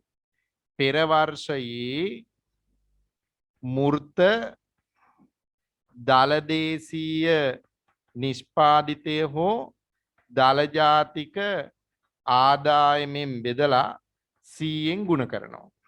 ඒ කියන්නේ මේකෙන් හොයන්නේ ඇත්තටම සමීප වර්ෂ දෙකක් අතර කාලය තුල එක ළඟ එක අවුරුදු දෙකක් තුල මූර්ත දලදේශීය හෝ දලජාතික නිෂ්පාදිතය නැත්නම් දලජාතික ආදායමේ වැඩිවීම පෙර වර්ෂයට සාපේක්ෂව ඉදිරිපත් කරනවා. 100ට කීයකින් ගිය අවුරුද්දට සාපේක්ෂව මේ අවුරුද්දේ නිෂ්පාදනය වැඩි වෙලාද? අන්න ඒකට තමයි අපි කියන්නේ ආර්ථික වර්ධන වේගය කියලා. ඉතින් වර්තමානයේ ලංකාවේ ආර්ථික වර්ධන වේගයේ කඩා වැටීමක් තියෙනවා. මම තව ටිකකින් දෙනවා ඇත්තම සංඛ්‍යා දත්ත 2019 අවුරුද්දේ 2.3යි ආර්ථික වර්ධන වේගය. ඔයාට 2019 සංඛ්‍යා දත්ත තමයි අහන්නේ. හැබැයි 2020 සංඛ්‍යා දත්තත් දෙනවා අපි. මොකද 2020 මහ බැංකු වාර්තාව දැන් නිකුත් වෙලා තියෙනවා. හැබැයි ඔයාගේ විභාගෙට වළංගුයි කියලා නීතියෙන් දීලා තියෙන 2019 සාමාන්‍යයෙන් අහන්න කියලා තියෙන 19 දත්ත. 20 වුවත් ඉඳලා හිටලා දෙන හින්දා 20 දත්තත් දෙනවා අපි. දැන් මම මෙතන 2019 සංඛ්‍යා දත්ත දෙනවා ඔයාට. ඔයාට ඕනනම් ඉන්ටර්නෙට් එකෙන් මේ විනාඩි ගානකින් ගන්න පුළුවන්. සෙන්ට්‍රල් බැංක් රිපෝට් මේ 2020 සිංහල මීඩියම් ඉල්ලුවා නම් මේ විනාඩියෙන් එනවා එතෙන්. ඔයාලට අරන් බලන්න පුළුවන්. ඕන වෙලාවක සංඛ්‍යා දත්ත ගන්න පුළුවන්. හොඳේ. හරි. දෙනකම් ඉන්න ඕනේ නැහැ. අදගෙන ගන්න පුළුවන්. මම කොහොමත් හදලා දෙනවා ඔයාට පොතා. හරි ඒක පැත්තකින් තියන්නකෝ. එතකොට ලංකාවේ ආර්ථික වර්ධන වේගය ගත්තාම පුතේ අතීතයේ ඉඳලා වසර ගණනාවක් තුල ආර්ථික වර්ධන වේගය නිරීක්ෂණය කළ බලපුවාම ලංකාවේ වැඩිම ආර්ථික වර්ධනයක් වාර්තා වෙලා තියෙන්නේ 2012 අවුරුද්දේ. sorry. 2012 අවුරුද්දේ ඒ තමයි 9.1. 2012 තමයි වැඩිම ආර්ථික වර්ධනයක් වාර්තා වෙලා තියෙන්නේ 2012 9.1. ඒක කඩාගෙන වැටිලා 2019 වෙද්දි පුතේ 2.3යි අපේ ආර්ථික වර්ධන වේගය. මොකක්ද ඒකේ අදහස? 2018ට සාපේක්ෂව 2019 රටේ නිෂ්පාදිතේ වැඩි වෙලා තියෙන්නේ 2.3කි. ඊටාම පහළ අගයක්. ඒ නිෂ්පාදනයේ වැඩි වෙලා නැහැ වගේ. ටිකයි වැඩි වෙලා තියෙන්නේ. දැන් 2020 ගත්තොත් මේක තවත් කඩාගෙන වැටලා තියෙන්නේ. ඔයා දන්නවද 2020 ඍණාගයක් තියෙන ආර්ථික වර්ධනය. දැන් මේ ඍණාගයක් වාර්තා වෙච්ච දෙවෙනි වතාව. 2001 තමා පුතේ ධන ඍණාගයක් තිබ්බ පළවෙනි අවුරුද්ද. ඍණ 1.1ක් තිබ්බා. ඒ 2001 අවුරුද්දේ. ඊට පස්සේ ඍණාගයක් වාර්තා වෙලා තියෙන්නේ 2020. ඒ කියන්නේ ඊටාම සෝචනීය තත්ත්වයක් ලංකාවේ තියෙන්නේ. ඒ කියන්නේ වර්තමානයේ ගත්තාම ආර්ථික වර්ධනයක් නෙමෙයි තියෙන්නේ නිෂ්පාදනයේ අඩුවීමක් වෙලා තියෙන්නේ. ඒකේ තියෙන ප්‍රබලම සිද්ධිය තමයි රටක ජනගහන වර්ධනයට වඩා වැඩි ආර්ථික වර්ධනයක් පවත්වාගෙන යන්න බැරි වුණොත් ඉන්න මිනිස්සුන්ගේ ජීවන මට්ටමත් බිඳ වැටෙනවා. වැඩිවන ජනගහනය පෝෂණය කරන්න නිෂ්පාදනය මඩි වෙනවා. එමාන අපි මේ දවස්වල ඊටාම දැඩි අසීරුතාවයකින් ඉන්න රටක්. කොරෝනා බලපාන්න ඇති. හැබැයි කොරෝනා කියා ඔක්කොම විනාශ කරගෙන හරියන්නේත් නැහැ. දැන් බලන්න අපේ රටට ආනයන කරණේවා ගොඩාක් ඒවා නවත්තපු එකේ එක ප්‍රතිඵලයක්. දැන් අපේ රටේ මිල මට්ටම සීග්‍රයෙන් ඉහළ ගිහිලා සමහර දේවල් වල. ආහාර ද්‍රව්‍ය වෙන්න පුළුවන්. ඊට පස්සේ ඔය ආනයනික විදුලි නිෂ්පාදන ඔය ටයිල් වගේ දේවල් වානේ දැන් ඔය ගෙවල් හදන්න ගන්න යකඩ කූරුව පවා මිල විශාල ලෙස වැඩි වෙලා. දෙගුණ තෙගුණ වෙලා තියෙන්නේ. ඒකෙන් මොකද වෙලා තියෙන්නේ? මිනිස්සුන්ගේ ජීවන වියදම් එන්න එන්න වර්ධනය වෙලා. නේද? තව ටික කාලෙකින් මිනිස්සුන්ට පාරේ බහිනවා බඩු මිල සම්බන්ධයෙන් ඊට පස්සේ අරගලයකට එනවා. අනිත් අතට අපිට ආනයනය කරන්න ඩොලර් නෑ දැන්. රටේ තියෙන්න ඕනේ විදේශ විනිමය සංචිත. ඔයා ඉගෙනගෙන තියෙනවා. ඔයාට මතක ඇති අර ආනයන ශක්්‍යතාව කියලා මාතෘකාවක් අපි කියලා දුන්නා විදේශ වෙළඳ අනුපාතය යටතේ ආදායම් වෙළඳ අනුපාතය නැත්නම් ආනයන ශක්්‍යතාව යටතේ. ඒකෙදි කියන්නේ අපේ ආනයන කොච්චර ප්‍රමාණවත් නැත්නම් අපේ අපනයන ආදායම කොච්චර ප්‍රමාණවත් වෙනවද මාස කීයකට ප්‍රමාණවත්ද අපේ ආනයන වියදම් කරගන්න කියන එක. ඉතින් අපේ රටේ ආනයන දැන් නැත්නම් අපනයන ආදායම් නෑ දැන්. නිල් වගේ. ඒ නිසා අපිට ආනයන වියදම් කරන්න අපිට ප්‍රමාණවත් ආදායමක් නැහැ. ඒක ලොකු විශාල ඛේදවාචකයක් අපේ රටට. ඉතින් ඒක පැත්තකින් ආර්ථික වර්ධනයේ කඩාගෙන වැටෙනවා. අනිත් පැත්තෙන් අපිට ආනයනය කරන්න අපිට ඩොලර් සංචිත රටේ නැහැ. ඒ ඇස්සේ රටේ මුදල් මුද්‍රණය කරනවා. ඒ තුලිනුත් ඔයා දන්නවා මුදල් මුද්‍රණය කරපුවාම මොකද වෙන්නේ? කාසි හා නෝට්ටු ප්‍රමාණය වැඩි වෙලා මහජනතාව සතු ක්‍රය ශක්තිය වැඩි වෙලා ඉල්ලුමෙන් ඇදෙන උද්දමනකාරී තත්ත්වයක් රටේ ඇති වෙන්න පුළුවන්. ඒතර ඔයාලට පේන්න ඕන ඔයා ආර්ථික විද්‍යාවේ න්‍යායන් ඉගෙනගෙන තියෙන හින්දා අනාගත කාලය තුල අපේ රටේ ඇති වෙන ප්‍රශ්න මොනවද කියලා. නේ? ඊළඟට අපිට හිතා ගන්න බැරි උද්දමනයකට මූණ දෙන්න වෙනවා ඉදිරියේ. දැන් ඔයා බැලුවොත් එහෙම මෝටරත් එහෙම මිල ගණන් අම්බාන්ට වැඩි වෙලා තියෙන්නේ. නේ? දැන් අපිට අපි පදින කාර් එක විකුණලා ඒ වගේ කාර් දෙකක් විතර ගන්න පුළුවන් මුදලක් ගන්න පුළුවන්. ඒ තරම් මිල වැඩි වෙලා තියෙන්නේ. මිල සීග්‍රයෙන් වැඩි වෙලා. ඒතර ඔයාලට එහෙම වාහනයක් එහෙම ගන්නවා තියා හිතා ගන්න බැරි වෙයි. කෝටි ගණන් මාසෙකට හොයන්න වෙනවා. විශාල විදිහට දැන් ට්‍රීවිල් එක්කුත් මං හිතන්නේ ලක්ෂ 14යිද 17යිද වගේ. මරුටි එකක්වත් එච්චර තිබ්බේ නෑ කාර් එකේ ගන්න. ඇල්ටෝ එක්කුත් තිබ්බේ ලක්ෂ 12ට. පාට තේරෙනවද මම මේ කියන හදන දේ? එහෙනම් ඉදිරියේදී ලොකු ඛේදවාචකයක් තියෙනවා. ඉතින් මේ හැම එකම ප්‍රතිඵලනේ. අපේ රටේ නිෂ්පාදනයක් තිබුණා නම් අපි විදේශ ඩොලර් සංචිත ගැන හිතන්න ඕනේ නෑනේ පුතේ. ඒත් අපේ රටේ දේවල් පරිභෝජනය කරන්න අපේ රටේ මිනිස්සුන්ට හුරු කරන්න ක්‍රමයක් තිබුණා. දැන් එහෙම කරන්න බෑ. මොකද දැන් ඇත්තටම ඔය දැන් වක්‍රාකාරයෙන් පොහොර ආනයන නතර කරන්නත් සච්චේතනාවෙන් කරනවා නම් කාබනික පොහොර හොඳයි තමයි. අපිත් පිළිගන්නවා. අපිත් කැමති වකුගඩු ටික ආරක්ෂා කරගෙන නේද? කාබනික පොහොර හොඳයි. හැබැයි ආණ්ඩුවේ කාබනික පොහොර අනිවාර්ය කිරීමේ එක පැත්තක් ආණ්ඩුවට රසායනික පොහොර ගෙන්නන්න සල්ලි නෑ. තේරෙනව නේද? ඒතකොට එතන ප්‍රශ්නයක් තියෙනවා ඇත්තට. මිනිස්සුන්ට ඒක නෙමෙයි මේක අනිවාර්ය කරපුවා. මිනිස්සු හිතන්නේ මේ මෙහෙම වැඩක් කියලා. ඉතින් මම මේ විවේචනය කරනනේ. නමුත් ඇත්ත අපි දකින්න ඕන. රටේ ආර්ථිකය කඩාගෙන වැටලා තියෙනවා. ලොකු ව්‍යසනයක් තියෙනවා මේ තිබ්බට. කොරෝනා ව්‍යසනයේ අභිබව ආර්ථික ඝාතනයක් සිද්ධ වෙලා තියෙනවා. නේ දැන් කොරෝනා තත්ත්වෙත් දැන් ඔයාලා මතක තියාගන්න ඔයාලා මේ දැන් මේ ඔන්ලයින් පන්ති වල තියෙන වැදගත්කම අනිත් පැත්තෙන් පුතේ දැන් ආයේ කොරෝනා ලොකු රැල්ලක් එනවා. දැන් අර 4 වෙනි රැල්ල රටවල් වල ආරම්භ වෙලා තියෙනවා. දැන් ඔයා දන්නවද ඊයේ වෙනකොට පොඩි ළමයිව දාන්න ඇඳන් නැල්ලු. දැන් රෝහල් වල පොඩි ළමයිව කොරෝනා හැදිච්ච පොඩි ළමයි වෙනුවෙන් වෙන් කරපු ඇඳන් සියල්ල පිරීලා ඒ ළමයිව ඇඳකවත් තියාගන්න ඉඩ නැල්ලු. ICU බෙඩ් එව්වා ඉවරයි. ඒ ප්‍රශ්න ගොඩාක් එනවා පුතේ ඉස්සරහට.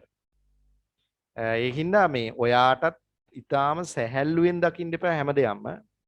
සමහරට ඔයා ආශ්‍රය කරන කාට හරි තියෙන්න පුළුවන්. මම ආශ්‍රය කරන කාට හරි තියෙන්න පුළුවන්. අපි දන්නෙත් නැහැ. දැන් අපිට බෙහෙත් විද්දාය කියලා අපිට ආරක්ෂාවක්වත් 100%ක් නැහැ. දැන් යාළම කියනවනේ. නේද? ඒ නිසා මේ කොරෝනා වලට බෙහෙත් විදීමෙන් මැරෙන්නේ නැතුව ප්‍රතිශක්තිකරණය විතරයි තියෙන්නේ. ලෙඩේ හැදෙනවා. මේක මහා අමුතු ප්‍රශ්නයක් පුතේ. ලෝක ව්‍යසනයක් එන්න හදන්නේ. දැන්ටත් වෙලා තියෙන මං කියන්නේ මේක අකණ්ඩව සිද්ධ වෙනවා. ඒ නිසා ඒ හරහා අපි නැගිටින්නත් වෙනවා. නමුත් හැමෝම අතිශය පරිස්සම් වෙන්න. මොකද ලොකු සිද්ධියක් ඔක්සිජන් එහෙම දෙන්න සප්ලයි කරන්න ක්‍රමයක් නැලු දැන් ලෙඩුන්ට. ලංකාවේ අර ඉන්දියාවේ තත්ත්වය ඇවිල්ලාලු තියෙන්නේ. අපිට මේ පණිවිඩය මේ මාධ්‍යගත නොවුනට මේ ඒ සිද්ධිය තියෙනවලු. ඉතින් ඒක තමයි ප්‍රශ්නේ නේද? ඒ හින්දා ඔයාලා බලන්න ඒ හරහා ආරක්ෂාවෙන් අපි කතා කරන ආපු මාතෘකාවෙන් පිට ගියා වගේ. ඒතර ආර්ථික වර්ධනයේ මේ කඩා වැටීම අනාගතේ රැකියා ශාස්ත්‍රයටත් බලපානවා පුතේ. මේ කඩාගෙන වැටලා තියෙන නිෂ්පාදන ශාස්ත්‍රයනේ. ඊට පස්සේ ඔන්න රැකියාව වලට ඒක බලපානවා. ඒකත් අපේ දර්ශක වලින් පෙන්නනවා. දැන් විරැකියා අනුපාතය එහෙම වැඩි වෙන්න පටන් ගන්නවා. ඒකට අර සේවා දැන් ඉගෙන ගත්ත මිනිස්සු රැකියා පෝලිං වල වේලි ඉන්නවා. ඊට පස්සේ ඒ අය රටවල් වලට යන්න උත්සාහ කරනවා. රට තුල මේ බුද්ධිමත් මිනිස්සු ඉන්න ප්‍රවණතාවය අනාගතයේ ආයෙත් අඩු වෙනවා. මොකද කාලයක් තිස්සේ මේ පිටරට ඉඳපු මිනිස්සු මෙහි එන්න පටන් ගත්තා. ඒ ආවේ නම් මේ ළඟදී කොරෝනා නිසා. හැබැයි ආපු ඔක්කොම ටික අහපව් යනවා පුතේ. අලුතෙන් ඉන්න අයටත් යන්න වෙනවා. මොකද මේ කේද වාචකයේ මෙහෙම ගියොත් දෙවන්ත අර්බුදයක් රට තුල වෙනවා. ඒ හින්දා මතක තියාගන්න ආර්ථික වර්ධනයේ කඩාගෙන වැටලා තියෙන්නේ. දැන් මම ඔයාලට දෙනවා අවුරුදු 10ක 12ක අනුපාත ටික දෙනවා. ඒකට ඔයාලට විශ්ලේෂණයක් කරගත්ත හැකි ඇත්තටම අපේ රටේ මොකද්ද වෙලා තියෙන්නේ කියලා. දැන් මේ ආර්ථික වර්ධන වේගය වැඩි කර ගන්නවා කියන එකේ අදහස මොකක්ද? දැන් බලන්න චීනය වගේ රටක පුතේ චීනය ප්‍රබල රටක් වෙලා තියෙන්නේ එයාලගේ ආර්ථික වර්ධන වේගය අඛණ්ඩව 10%ක වගේ ඉහළ මට්ටමක පවත්වා ගත්ත නිසා. ඒකයි ඇමරිකාවට පවා චීනයේ අභියෝගයක් වෙලා තියෙන්නේ. එයාලා මේ තත්ත්වයේදී වුණත් තාමත් එයාලා මේ ග්‍රහලෝක තරණය කරන්න, හඳ තරණය කරන්න නේද? ඒවට පවා දැන් ඔට්ටු වෙනවා බලන්නකෝ. දැන් මෙච්චර ව්‍යසනාස්සේ ඉන්දියාවත් ඒ වගේ. මේ ඉන්දියාවත් මිසයිල පවා තාමත් දැන් මේ දවස්වල එයාලා ඒවත් බලනවා. මේ වැඩියෙන්ම කොරෝනා හැදිච්ච රටවල්. ඒ වගේ හේතුව ඒ රටවල් වල ආර්ථික ශක්තිය ප්‍රබලයි. ඔය කොහොම කිව්වත් එයාලගේ ආර්ථිකය වැටිලා නැහැ තාම. හැබැයි අපි වගේ රටවල් වල මේ කොරෝනා එන්නත් කලින් ආර්ථිකය වට්ටගෙන තියෙන්නේ. නේද? ඒ නිසා මේ ලොකු ප්‍රශ්නයක් තියෙනවා පුතේ. ඔයාලා ආර්ථික විද්‍යාව ඉගෙන ගන්න ළමයි විදිහට රටේ තියෙන ස්වභාවය අඳුර ගන්නවා.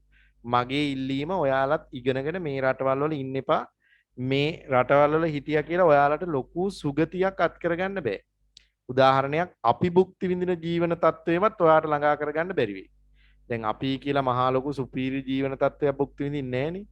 ඒ ජීවන මට්ටමවත් ඔයාලට ළඟා කරගන්න බෑ මේ රටවල් වල අනාගතයේ ඉඳගෙන. මොකද ජීවන වියදම සහ මේ කඩා වැටීම දියුණු මේ නැත්තම් දීර්ඝව බලපාන. එහෙනම් හොඳට ඉගෙනගෙන පිට රටකට යන්න.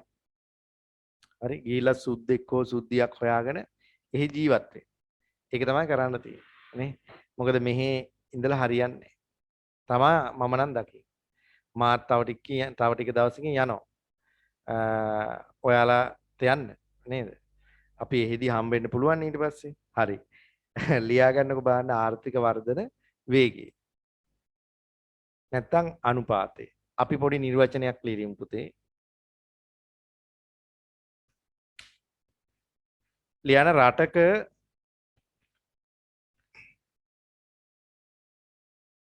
සමීප වර්ෂ දෙකක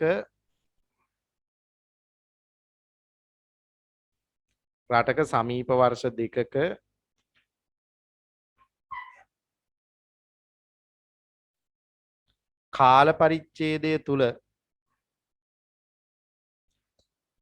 පරිච්ඡේදය තුල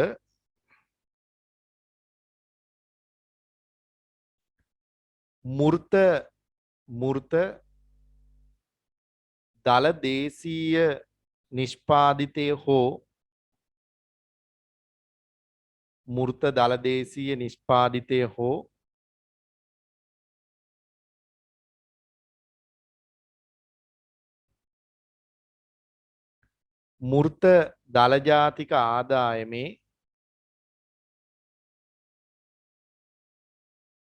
මූර්ත දල ජාතික ආදායමේ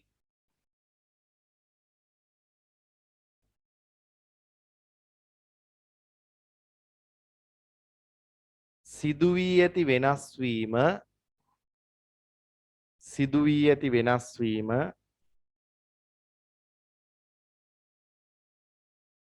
ප්‍රතිසතාත්මකව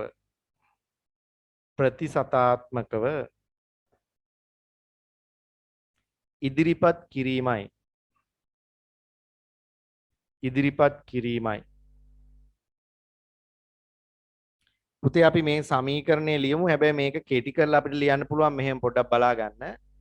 ආර්ථික වර්ධන අනුපාතය සමානයි මේ ඉරෙන් උඩට දාන්න පුළුවන් අපිට සමීප වර්ෂ දෙකක මූර්ත දලදේශීය නිෂ්පාදිතය හෝ දල ජාතික ආදායමේ වැඩිවීම බෙදනවා පෙර වර්ෂයේ මූර්ත දලදේශීය නිෂ්පාදිතය හෝ මූර්ත දල ජාතීය ආදායම වැඩි කරනවා 100. එහෙම ලියවනම් ප්‍රමාණවත් මේ දෙක ලියන්න ඕනේ නැහැ අඩු කිරීම. අපි ලියමුකෝ මං කියන්නම් ආර්ථික වර්ධන අනුපාතය සමානයි.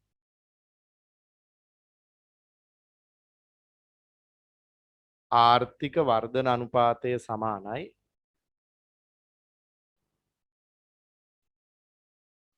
ඉරෙන් උඩ ලියන්න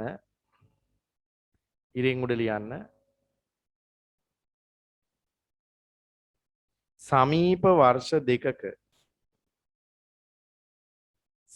වර්ෂ දෙකක මූර්ත දලදේශීය නිෂ්පාදිතයේ හෝ මූර්ත දලදේශීය නිෂ්පාදිතේ හෝ මූර්ත දල ජාතික ආදායමේ වෙනස මූර්ත දල ජාතික ආදායමේ වෙනස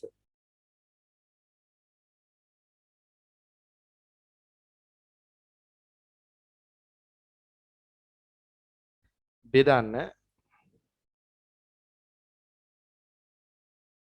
පෙර වර්ෂයේ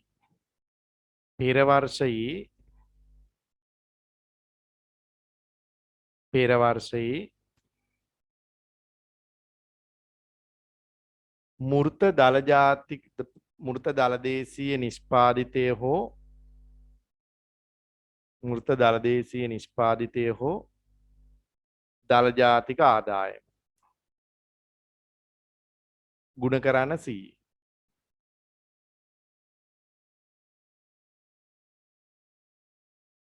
ලියාගත්තේ නැති උදවියට මම ඔන්න කියනවා අහපව්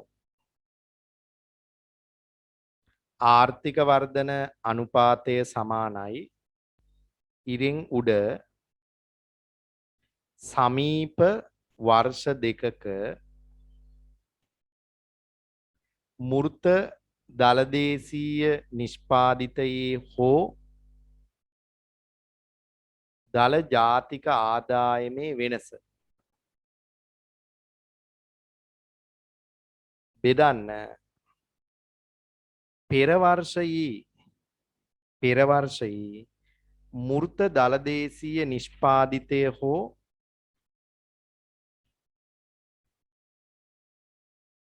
දල ජාතික ආදායම ගුණ කරන්න 100 හරි right පුතේ ඊළඟට මම දෙන්න හදනවා අර සංඛ්‍යා දත්ත ලයිස්තුව මේකේ ඔයාට පාඩම් කරගන්න ඕනේවා මම පොඩ්ඩක් highlight කරලා දෙන්නම් හැබැයි දත්ත ටික ලියා ගන්න ඕනේ මොකද ඔයා ඇත්ත తත්වය අවබෝධ කරගන්න ඕන නිසා ඒ හින්දා පොඩි මාතෘකාවක් ලියන්න මෙහෙම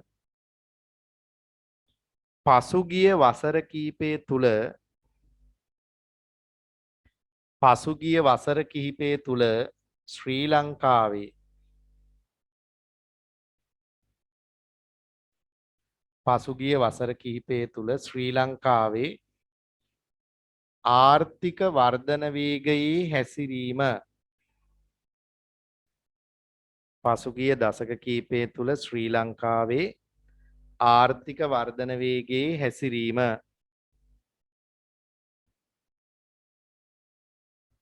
ඒකල මෙන්න මේ තීරු දෙක ලියා ගන්න වර්ෂයයි ආර්ථික වර්ධන වේගයයි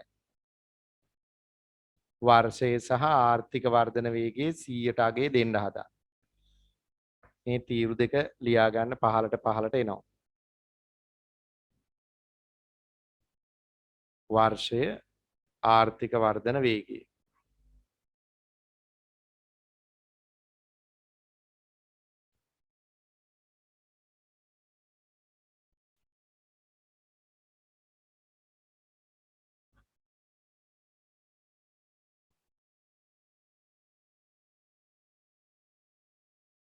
පුතේ අපි වර්ෂය ටිකක් ඈත ඉඳලා ගේන්න වෙනවා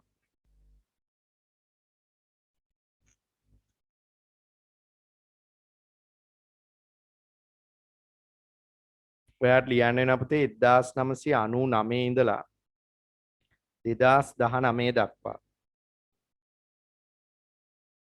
1999 2000 ඒ විදිහට දාගන්න ටක් ගාලා 1999 ඉඳලා 2019ට ලියා ගන්න බලන්න.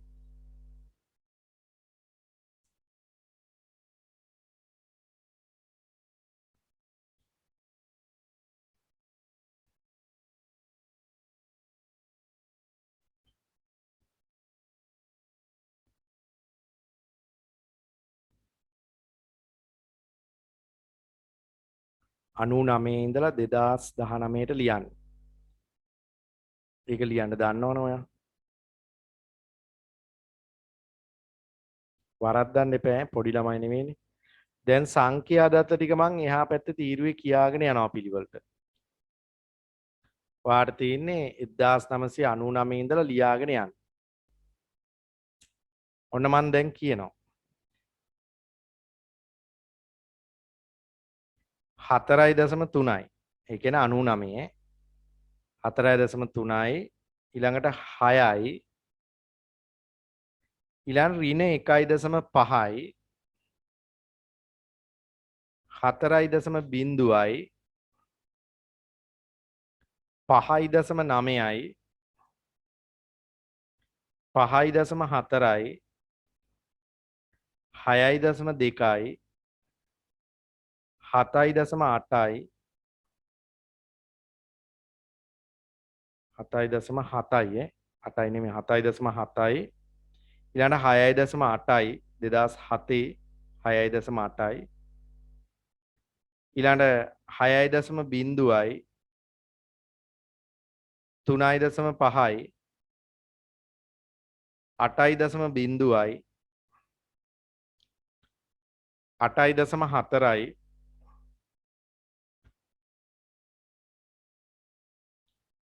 9.1යි 3.4යි 5.0යි ආයෙත් 5.0යි 4.5යි 3.4යි 3.2යි 2.3යි දැන් ඔතන ඔක්කොම අවුරුදු වල සංඛ්‍යා දත්ත පාඩම් කරන්න කියලා එකක් නෙමෙයි මම ඔය කියන්නේ. ආයෙ කියන්න. බලා ගන්නකො හදා ගන්න අඩුපාඩු. 4.3යි 6.0යි ඍණ 1.5යි 4.0යි 5.9යි 5.4යි 6.2යි 7.7යි 6.8යි 6.0යි 3.5යි 8.0යි 8.4යි 9.1යි 3.4යි 5.0යි 5.0යි 4.5යි 3.4යි 3.2යි 2.3යි හරි දැන් මම කියන්නේ පුතේ ඔය ඔක්කොම කටපාඩම් කරන්න නෙවෙයි මෙන්න මේ ටික ඉරි ගහ ගන්න මේ ටික තමයි විශේෂ දත්ත මේ ටික නම් අවබෝධයක් තියෙන්න ඕන 2001 ඍණ 1.5 කියන එක 2012 9.1 කියන එක 2019 2.3 කියන එක ඒ අවුරුදු 3 තමයි ඔයා අනිවාර්යෙන් මතක තියාගන්න ඕන 2001 මතක තියාගන්නේ ඍණ ආර්ථික වර්ධනයක් පෙන්눔 කරන හින්දා 2012 මතක තියාගන්නේ මේ දක්වා ඉතිහාසය තුල මෑත කාලයේ වැඩිම ආර්ථික වර්ධන වේගයක් වාර්තා කරපු නිසා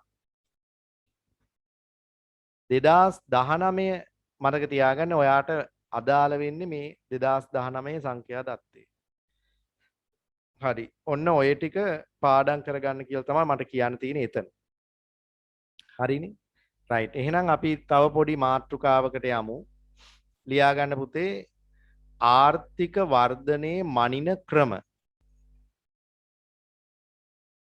නැත්නම් ආර්ථික වෘද්ධිය මැනීම කියලා ලියා ගන්න ආර්ථික වෘද්ධිය මැනීම නැත්නම් මනින ක්‍රම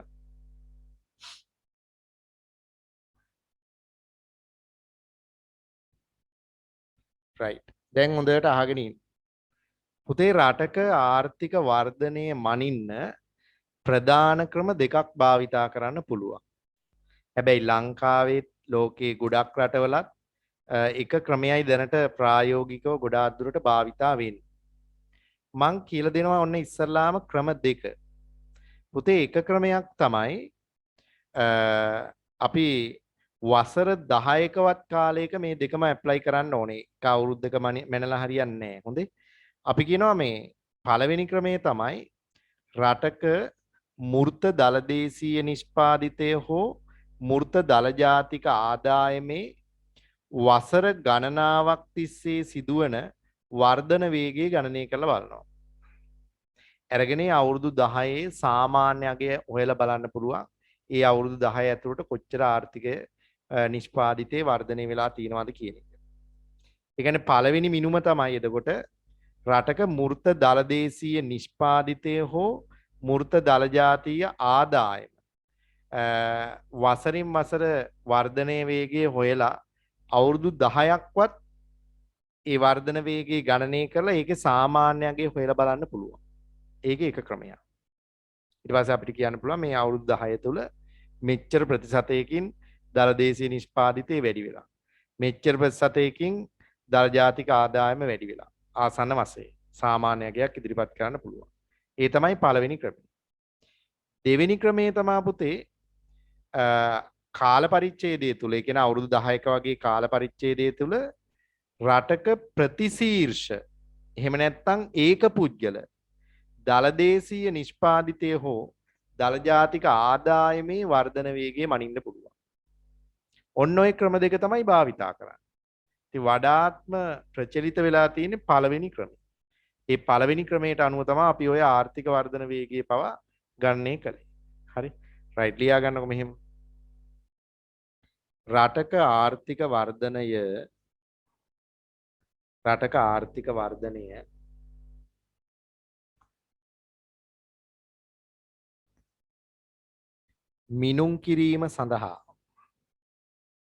මිනුම් කිරීම සඳහා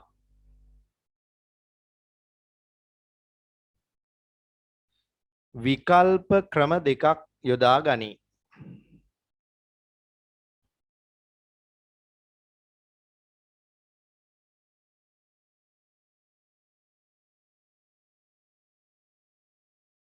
විකල්ප ක්‍රම දෙකක් යොදා ගනී. එනම් පළවෙනි එක ලියන්න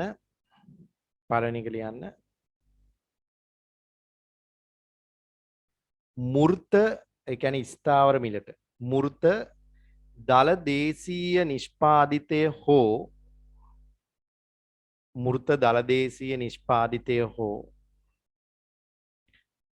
මූර්ත දල ජාතික ආදායමේ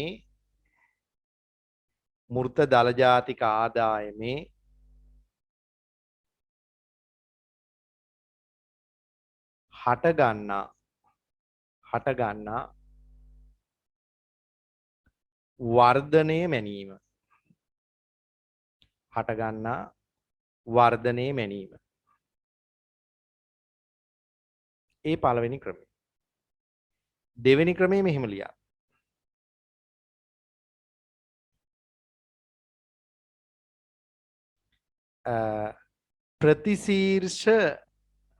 ප්‍රතිශීර්ෂ වරහන් ඇතුලේ ලියන්න ඒක පුද්ගල.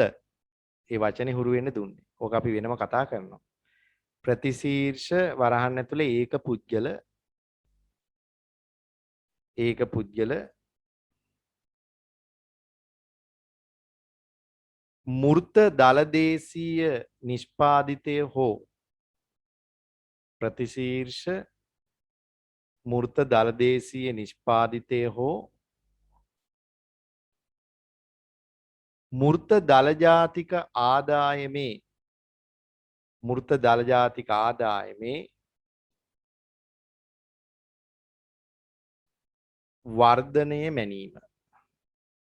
වර්ධනය මැනීම.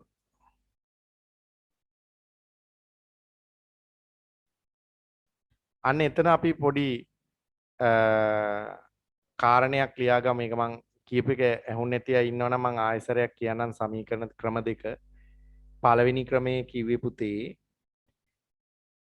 මූර්ත දලදේශීය නිෂ්පාදිතය හෝ මූර්ත දල ජාතික ආදායමේ වර්ධන වේගය මැනීම.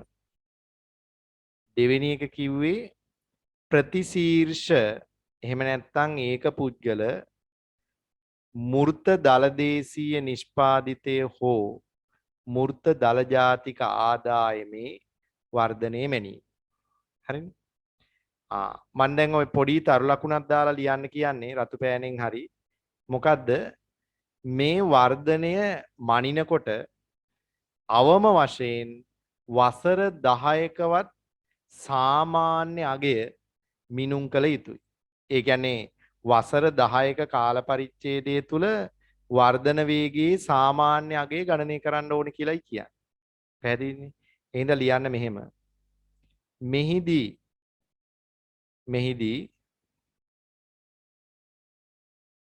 අවම වශයෙන්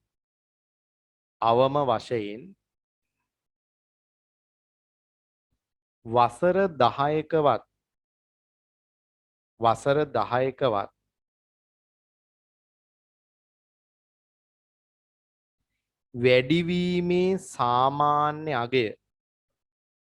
වැඩිවීමේ සාමාන්‍ය අගය මිනුම් කළ යුතුය. වසර 10කවත් වැඩිවීමේ සාමාන්‍ය අගය මිනුම් කළ යුතුය. හොඳයි. ඒ තමා පුතේ ආර්ථික වර්ධනයේ මැනීම කරන ක්‍රම දෙක. හොඳයි. දැන් අපි යනවා ඊළඟ මාතෘකාව. ඉස්සලා ලියන්නකො මාතෘකාව. ආර්ථික වර්ධනයේ තීරක. එහෙම නැත්නම් ආර්ථික වෘද්ධියේ තීරක.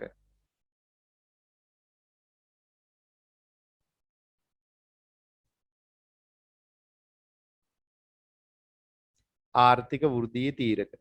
පුතේ ඕව තමයි ඔයාගේ විභාගෙට අහලා තියෙන්නේ. පෞගිය ප්‍රශ්න පත්‍ර අරන් බලන්න. ඔයාට පුළුවන් මේ පාස් පේපර් ඔක්කොම ටික ළඟට අරගෙන බලන්න අවුරුද්දෙන් අවුරුද්ද ඔයාට 9 වෙනි ප්‍රශ්නෙට මොනවද දීලා තියෙන්නේ කියලා බලන්න හොඳට.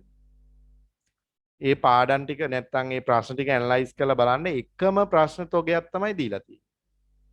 ගොඩක් ඒ වගේ සංඛ්‍යාදත් ඇති. හැබැයි මේ කියනෙවමයි අහලා තියෙන්නේ.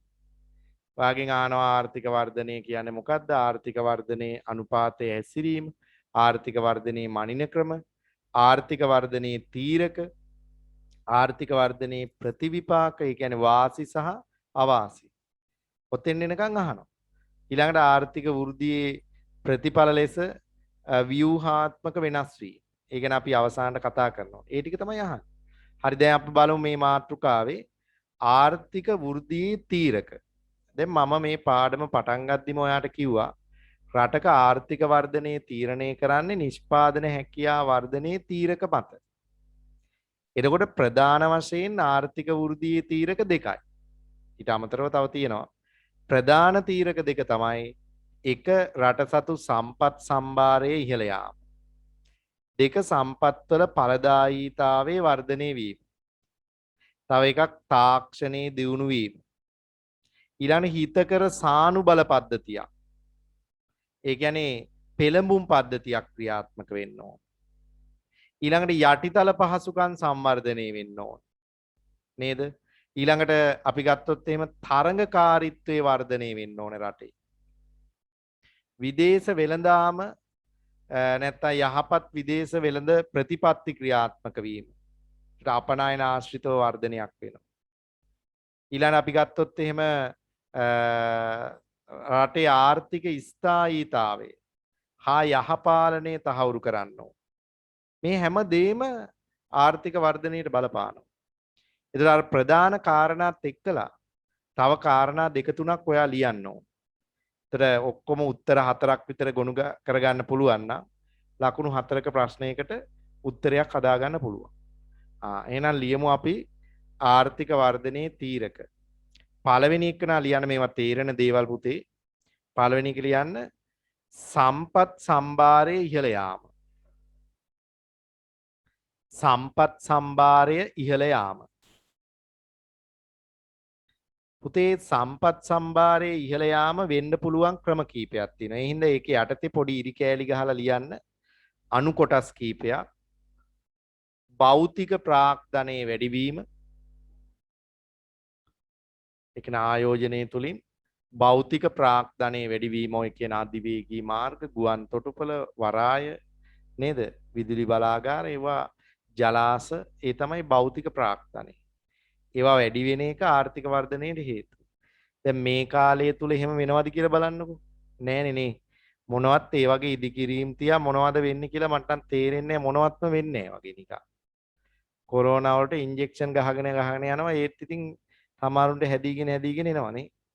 අපි මොකද කරන්න කියලා අපිට ප්ලෑන් එකක් නෑ වගේ අපේ රටේ. ඔක්කොමලා සතුටින් ඉන්නවා දේශපාලඥයෝ ගසාකක අපි ඉතින් ඉන්නවා බදු ගෙවගෙව නේ. අපේ රට විනාශ වෙලා තියෙන ඒකමයි පුතා. කිසිම ප්‍රතිපත්තියක් නැති නේද? ඉතින් දැන් බලන්නකෝ ඔයාලා නිකමට හිතන්නකෝ දැන් මං ගුරුවරයෙක් හින්දා කියනවා නෙමෙයි යථාර්ථය අවබෝධ කරගන්න ඕන. ඇත්තටම ගුරුවරයෙක්ගේ වැටුප පුතා සිකියුරිටි ගාඩ් කෙනෙක්ගේ වැටුපට වඩා අඩුයි. දැන් මම දැක්ක Facebook එකේ ඇඩ් එකක් දාලා තිනවා මේ කොළඹ ප්‍රදේශයේ හෝටලයකට කොත්තු රොටි ගහන බාසුන් නැහැ කෙනෙක් ඉල්ලා තිනවා පඩිය පටන් ගන්න 90000යි. ඔයා හෙට උදේ යන්න එපා කොළඹ කොත්තු රොටි ගහන්න. පඩිය 90000යි යාට ගෙවන. එතකොට කොත්තු රොටි ගහන බාසුන් නැහැට පඩිය 90000ක් ගෙවපුවාම උපාධිධාරී ගුරුවරයෙක්ගේ ඔයා දන්නවද උපාධිධාරී ගුරුවරයෙක්ගේ වැටුප පටන් ගන්න කීයද කියලා? 15900න් පටන් ගන්න. පිළිලැජ්ජයිනේ. එතකොට ඔය 35000 40000ක් විතර ගන්නේ අනම්මනම් ඇඩ් වෙලා විතරයි. එතකොට ඒ වගේ මට්ටමක ඉන්නේ. ඉතින් සාධාරණ නැද්ද කියන්නකෝ වැටුප් දෙන්න ඕන දේ ඉල්ලලා කෑ ගහන එක නේද? ඒක එක පැත්තක් ඔයාලට ඔයා බලයි අනේ මේ වෙලාවේ ඇයි එහෙම කරේ කියලා. ඉතින් ඒ වෙලාවේ කරලා තියා කොයි වෙලේ කරත් මේ මිනිස්සු කවුරුත් ඒකට ඇහුම්කන් දීලා නැහැ අවුරුදු 20 ගාණක් යනකම්. ඒක එක. දැන් ඊළඟ සිද්ධිය බැලුවොත් එහෙම මේ අනිත් පැත්තේ දැන් මේවා කතා කරලා තේරුමක් නැහැ ඉතින්. අනිත් පැත්තෙන් මේ ළඟදී ඊයේද පෙරේරද කොහොමද മന്ത്രിවරුන්ගේ සහ ඇමති ගොල්ලන්ගේ වැටුප් වැඩි කිරීම පාර්ලිමේන්තුව තුල අනුමත කරනවා. උන්ට මොනවටද දෙන්නේ කියලා කියන්නකෝ මේ රට කනවටද දෙන්නේ. එනේ මේ මිනිසුන්ට බදු රහිත කෝටි ගණන් වාහන ගන්න බලපත්‍ර පෙන්ෂන් එක අවුරුදු 5න් පස්සේ පෙන්ෂන් ලක්ෂ 5න් පටන් ගන්න. ලක්ෂයේ මූලික වැටුප පෙන්ෂන් එක පටන් ගන්න. 8ටවත් ඉස්කෝලේ ගියපු නැති මිනිස්සුන්ට. ඒතර ඒ වගේ ප්‍රශ්නයක් රටේ තියෙනවා. ඒක ඒ වෙනුවෙන් හඬ දැඟීමේ ජයග්‍රහණ මේ ඉන්න වත්මාන් ගුරු පරපුරට විතරක් නෙමෙයි හම්බෙන්නේ දිනුව. ඔයාලගේ වරප්‍රසාද තමයි මේ දිනා ගන්න හදන්නේ. ඇත්ත ඒක. ඒක ඉතින් බුද්ධිමත්ව විග්‍රහ කරන්න ඕන. නිකන් අර හදවතට හිතලා තීරණ අරගෙන හරියන්නේ බුද්ධියෙන් මොලෙන් හිතලා තීරණ ගන්න ඕන. දැන් ගොඩාක් අය හිතන්නේ මොලෙන් නෙමෙයිනේ හදවතෙන් හිතන්නේ. එයාලා දන්නේ හදවත තියෙන ලේ පම්ප කරන්න කියලා.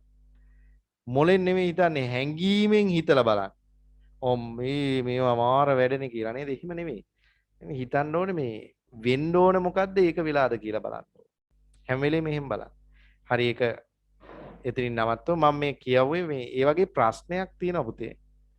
ඒකයි මං කිව්වේ මේ රටවල වල ඉන්න එපා කියලා. කියන්නේ මේ මහා ජරා රටක් මේක. ඒ කියන්නේ සුදුස්සාට සුදුසු දැන දෙන්නේ නැති ජරා රටක්. අපි මේ ජරා රටක් කියන්නේ අපේ රටේම ඉඳගෙන තමයි කරන්න දෙයක් නැහැ. මම නම් අද පසුතැවෙනවා මම ගත්ත තීරණ පිළිබඳ. දැන් ඔයා මොනවද හිතන්න එපා කාලේ ගත්තට ඔයාට ආදර්ශයක් දෙන්න උත්සාහ කරන්නේ. මම අවුරුදු 3ක් මෝල්ඩිව්ස් වල හිටියේ මාසෙකට ලක්ෂ 4ක විතර මූලික වැටුපකට ළමයි මේ කැම්පස් අවුට් වෙච්ච ගමන් මම. ඒ කියන්නේ කැම්පස් එකේ මේ අවුට් වෙච්ච ගමන්ම ගත්ත පඩියක්.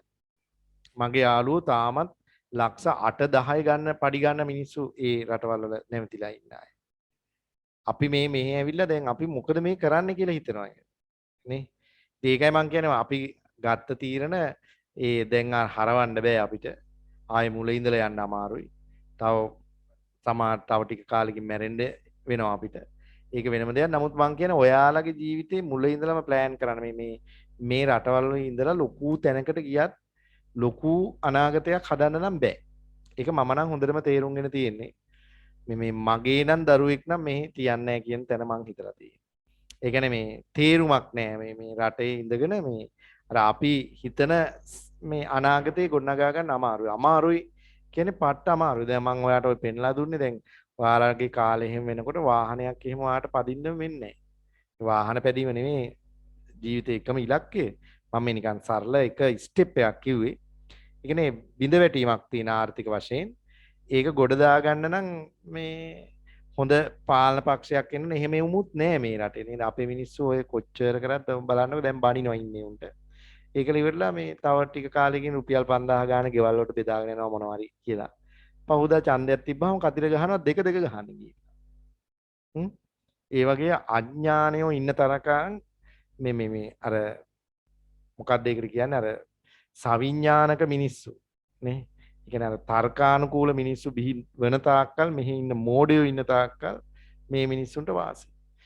හරි ඒක කතා කරොත් එහෙම එළි වෙනකන් කියන්න පුළුවන් මාතෘකාවක්. හැබැයි ඔයා එතන ඉන්න ඕනේ. එයාලා තමයි ඉස්සරහට ඕවා කරන්න ඉන්නේ. ඉන්න හැම වෙලෙම තර්ක කරලා ඉන්න. නැත්තම් මෝඩියෝසේ ඔයාලත් ඒ වැඩම කරයි.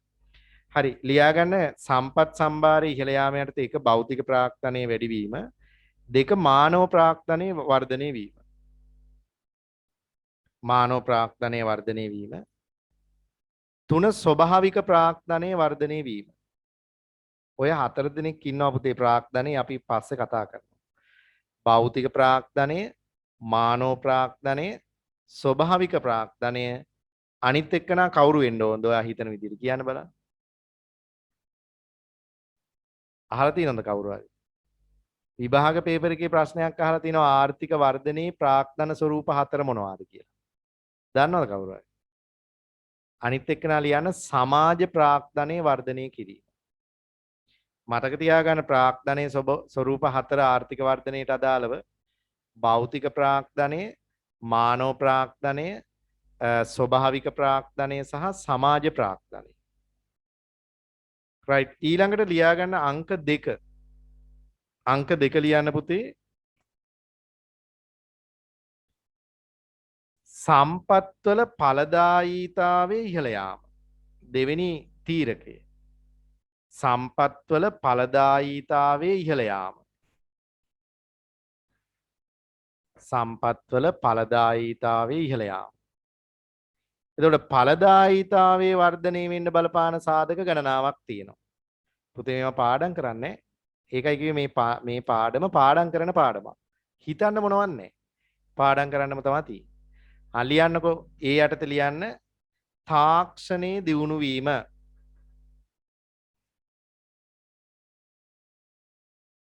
ඊළඟට ශ්‍රමයේ ගුණාත්මක තත්ත්වයේ ඉහළ යාම. ශ්‍රමයේ ගුණාත්මක තත්ත්වය ඉහළ යාම. ඊළඟට නව්‍යතාවයන් බිහිවීම. නවෝත්පාදන බිහිවීම. ඊළඟට කළමනාකරණයේ දියුණු වීම. කළමනාකරණය දියුණු වීම.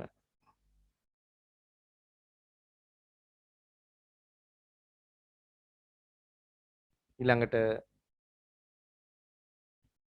අධ්‍යාපනය සඳහා කරන ආයෝජන වැඩිවීම. අධ්‍යාපනය සඳහා කරන ආයෝජන වැඩිවීම. ඔයා දන්නවද පුතේ අපේ අධ්‍යාපනය සඳහා කරන ආයෝජනය වාර්ෂික අයවැය ලේඛනයෙන් 101.8යි ළමයි. 1.8යි. චීනයේ 18%ක් අධ්‍යාපනයට වෙන් කළා තියෙනවා. ඒ කියන්නේ මේ රටේ දලදේශීය නිෂ්පාදිතයෙන් 18%ක් කියන්නේ කෝටි කීයක්ද නේ? අපේ ළමයි 1.8යි. ඉතින් ඒකයි පඩි ගෙවන්න සල්ලි නැත්තේ. මොකද අධ්‍යාපනයට වෙන් කරලා තියෙන ඉත අඩු සොච්චම් ප්‍රමාණයක්. ඒකයි ඔයාලා තේරුම් ගන්න ඕනේ අපේ රටේ මොකද්ද මේ කරන්න කියලා නේ. අපි සල්ලි වියදම් කරලා තියෙන අනවශ්‍ය දේවල් වලට ළමයි මේ රටේ. ඒක තමයි යථාර්ථය. හැම වෙලෙම තර්ක කරන්න. ඒ කියන්නේ වර්තමාන පරපුර ගැන නෙමෙයි ඔයා තර්කේ ගොඩනග ගන්න ඕනේ. බුද්ධිමත් මිනිස්සෙක් වෙන්න හැම වෙලෙම. පොඩ්ඩක් හරි ඉගෙන ගත්ත කෙනෙක් වෙන්න. පොඩ්ඩක් නෙමෙයි. හැම වෙලෙම අනිත් කෙනෙක් මොනවා හරි කියද්දී ඒකේ ಗುಣ පැහැදිලි කරලා දෙන්න පුළුවන් බුද්ධියක් තියාගන්න. ගොන්නුසේ මෝඩයෝසේ කියන හැමදේම පිළිගන්න යන්න එපා. ඔයාට තර්ක කරන්න බලන්න. නේද? ඔයාලගේ අනාගතයේ තියෙන දේවල් මේ හැදෙන හැටි තේරුම් ගන්න. බලන්න මේ කියන දේවල් මේ වෙනස් වෙන්න විය යුතු දේවල් මොනවද කියලා අඳුනගන්න. ඒවත් සාධාරණද අසාධාරණද කියලා තර්ක කරලා බලන්න හැම වෙලේම. සාමාන්‍ය බුද්ධිය වර්ධනය කරගන්න. හරි. යටිතල පහසුකම් දියුණු වීම. ඒ යටතේම ඒ දෙවෙනි එක යටතේම ලියන්න පුතේ. යටිතල පහසුකම් දියුණු වීම. තව එකක් ලියන්න මේ මූල්‍ය වෙළඳපොළ කාර්යක්ෂම වීම. මූල්‍ය වෙළඳපොළ කාර්යක්ෂම වෙනවා කියන්නේ පුතේ ඔය බැංකු කටයුතු නේද? පියවුම් පද්ධති ඊට පස්සේ ඔය ගත්තොත් එහෙම ඔන්ලයින් බැංකු ක්‍රම ඒවා දියුණු වෙන්න ඕන. හැබැයි දැන් මේ කොරෝනා සිද්ධියත් එක්ක ඔයාලට තේරෙන්න ඇති මේ රටේ මූල්‍ය පද්ධතිය ඒ වගේ අර නවෝත්පාදන එකතු වීමක් වුණා නේද පුතා? දැන් ගොඩාක් මිනිස්සු ඔන්ලයින් තාක්ෂණය හරහා බැංකුවේ ශේෂ විමසන්න මුදල් ට්‍රාන්ස්ෆර් කරන්න පේමන්ට් කරන්න ඒවට දැන් ඔන්ලයින් ක්‍රම භාවිතා කරන්න ගොඩාක් දුරට මේ ලොකු පෙළඹවීමක් ඇති වුණා මේ සිද්ධියත් එක්කලා. ඒකේ හොඳ පැත්තක් තියෙනවා. හරි ඊළඟට ලියන්න අංක 3 හිතකර සානුබල පද්ධතියක් පැවතීම. හිතකර සානු මොකද්ද පුතේ? මූල්‍ය වෙළඳපොළ කියලා මොකක්ද දැක්කේ? ඒක ඉවර කරේ නැද්ද මං? මූල්‍ය වෙළඳපොළ කාර්යක්ෂම වීම කියන එක.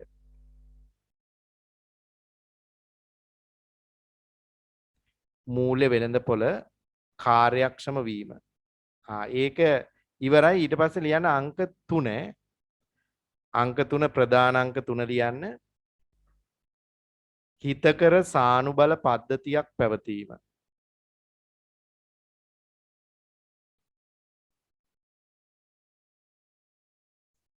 හිතකර සානුබල පද්ධතියක් පැවතීම.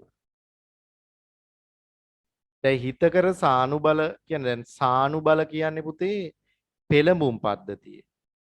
අභිප්‍රේරණ පද්ධතිය. කාවද අභිප්‍රේරණය කරන්න ඕනේ ඇත්තටම?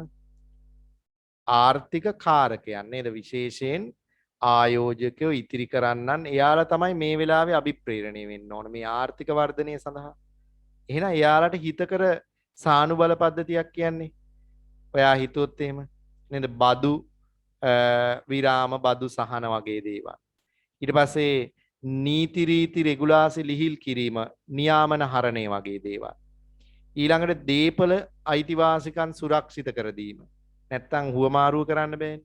ඊළඟ කාර්යක්ෂම හුවමාරු මාධ්‍යයක් පවත්වා ගැනීම. ඒවා තමයි පුතේ සානුබල කියන්නේ. අලියා ගන්නකො පළවෙනි එකේ යටතේ ඒ යටතේ ලියන්නේ විධිමත් හුවමාරු මාධ්‍යයක් පැවතීම. නැත්තම් කාර්යක්ෂම හුවමාරු මාධ්‍යයක් කිව්වත් කමන්නේ. කාර්යක්ෂම හුවමාරු මාධ්‍යයක් පැවතීම.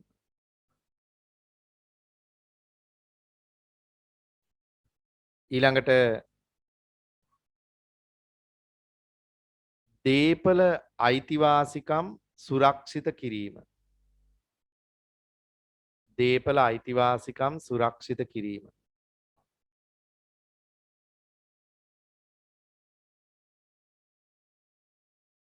ඊළඟට තව එකක් නියාමන හරණය. ඒ කියන්නේ නීති රීති රෙගුලාසි අපිට පුළුවන් නම් ලිහිල් කරන්න. නියාමන හරණය. ඊළඟට තව එකක් ලියන්න. ඒ යටතේම බදු සහන හා බදු විරාම ලබා දීම. බදු සහන හා බදු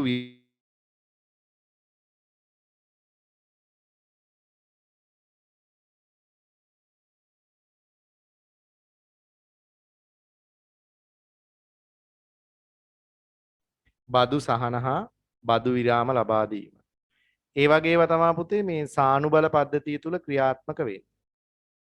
එහෙනම් අපි ලියමු හතරවෙනි එක. දෙවන ප්‍රධාන කාරණා ටිකක් කිව්වේ හතරවෙනි එක ලියන්න. ඉතුරුන් හා ආයෝජන ඉහළ නැංවීම. ඉතුරුන් හා ආයෝජන ඉහළ නැංවීම. ඒ කියන්නේ ඉතුරුන් වර්ධනය කරන්න කටයුතු කරන්න ඕන. ඊළඟ පස්වෙනි එක ලියන්න පුතේ සාර්වාර්ථික ස්ථායීතාව. සාර්වාර්ථික ස්ථායීතාව පවත්වා ගැනීම. ඒ කියන්නේ උද්දමන අවදමන නේද? ඊළඟ ආර්ථික අවපාත ගෙවුන් ශේෂ අසමතුලිතතා විනිමය අනුපාතික අස්ථාවර භාවයන් විරැකියාවන් ඒවා අවම කරලා ආර්ථික ස්ථායීතාව පවත්වාගෙන යන්න ඕන. ලියන්න එතන සාර්වාර්ථික ස්ථායීතාව පවත්වාගෙන යාම. ඔය පස්වෙනි එක තමයි ඒ කිව්වේ. ඊළඟට 6 වෙනි කාරණේ ව්‍යවසායකත්වයේ වර්ධනය කිරීම. 4 වෙනි එක මං කිව්වේ ඉතුරුන් හා ආයෝජන ඉහළ නැංවීම කියලා. 4. 5 වෙනි එක තමයි සාර්වාර්ථික ස්ථායීතාව. 6 වෙනි එක ව්‍යවසායකත්වයේ වර්ධනය කිරීම. ඒ මොකද්ද? ඒ කියන්නේ පුතේ අලුත් ව්‍යවසායකයෝ බිහි වෙන පරිසරයක් හදන්න පුළුවන්. උදාහරණයක් ඔය මේ ගමට ව්‍යාපාර ගේන වැඩසටහන් නේද? ගම දියුණු කරන්න. ස්වයං රැකියා කරන අයට ණය දෙන්න සූක්ෂම මූල්‍ය ක්‍රම වගේ ඒවා. ඒ වගේම යටිතල පහසුකම් දියුණු කරලා ගමේ ව්‍යාපෘති හඳුන්වා දීම නේද? ගමේ ව්‍යාපාරිකයෝ ගොඩ දාන්න. ඒ කියන්නේ අලුත් ව්‍යවසායකයෝ නිර්මාණය කරන්න පුළුවන් පරිසරයක් හදන්න පුළුවන්. ඒකට ඉතින් ආණ්ඩුව විවිධ උපක්‍රම අනුගමනය කරන්න ඕන. ඊළඟට යහපාලනය. 7 වෙනි එක. යහපාලනය. 8 වෙනි එක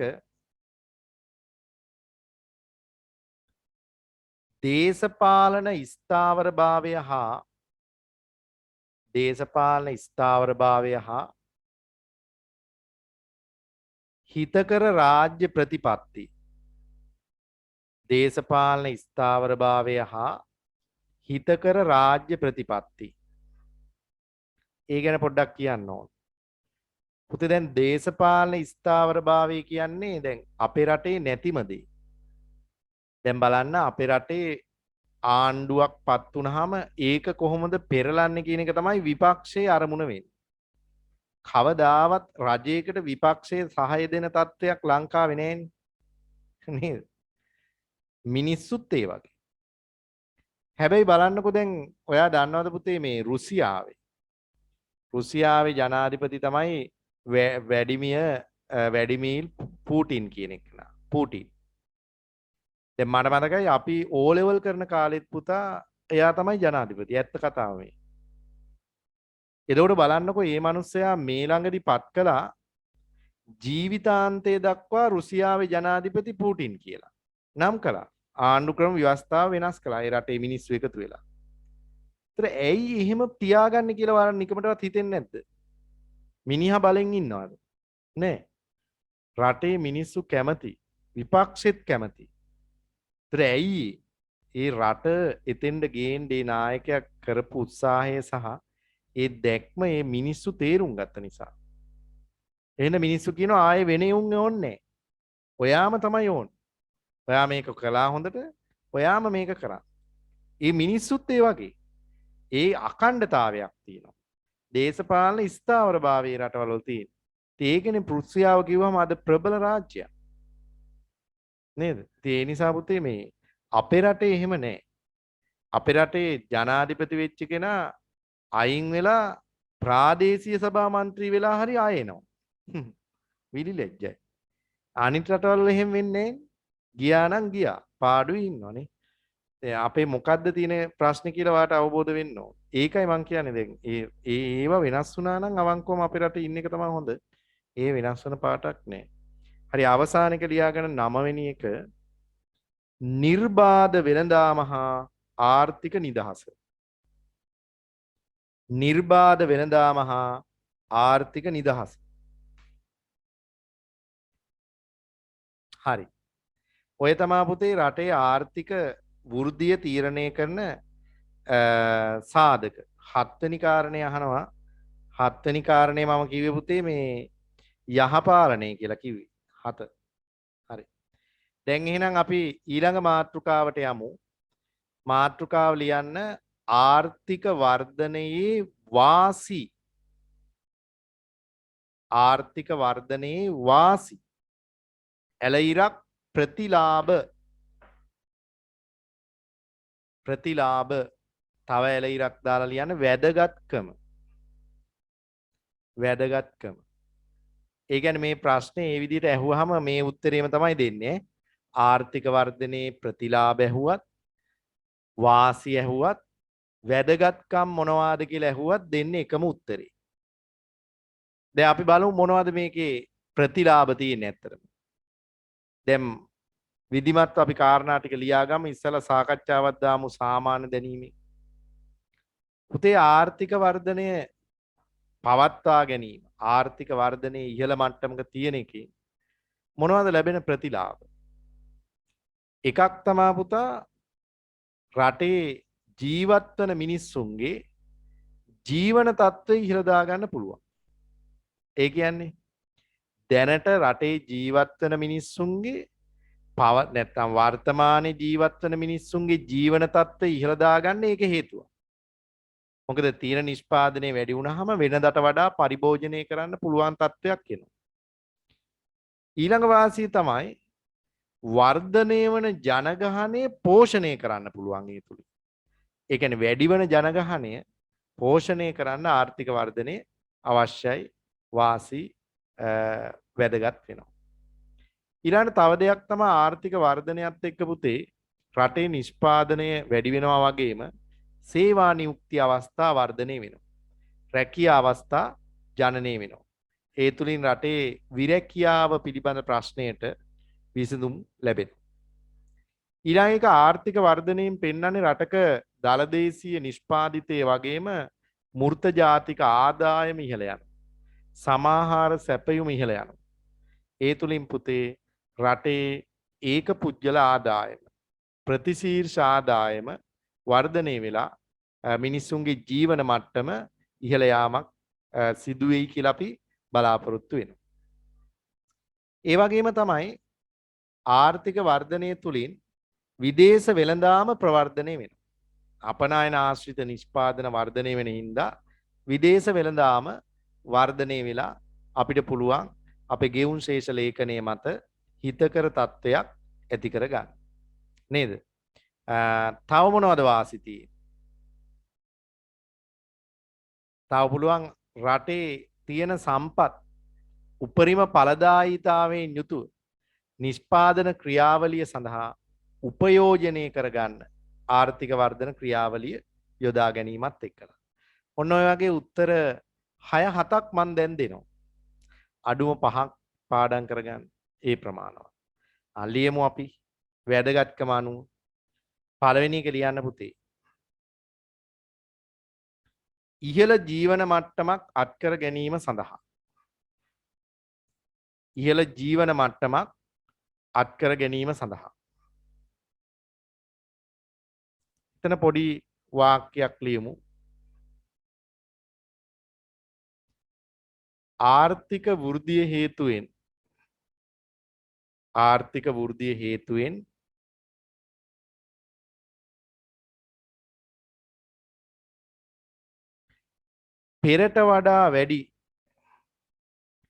පෙරට වඩා වැඩි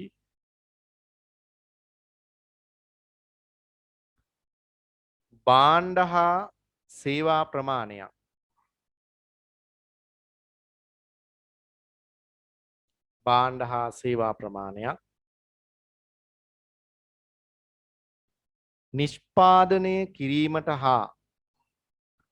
නිෂ්පාදනය කිරීමට හා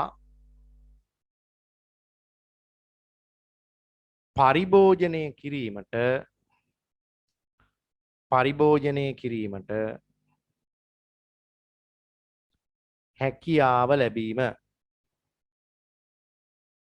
හැකියාව ලැබීම.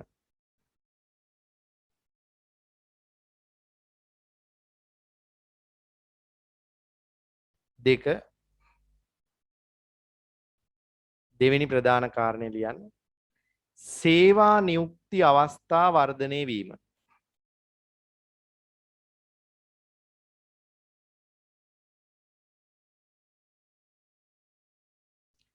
සේවා නියුක්ති අවස්ථා වර්ධනය වීම.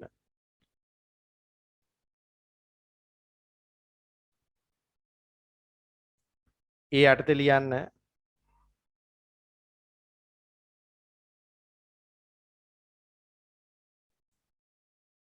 ආර්ථික වර්ධන ක්‍රියාවලියත් සමග ආර්ථික වර්ධන ක්‍රියාවලියත් සමග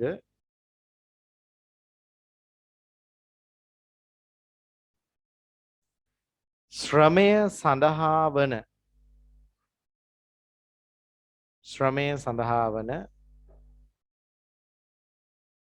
ඉල්ලුම වැඩිවන නිසා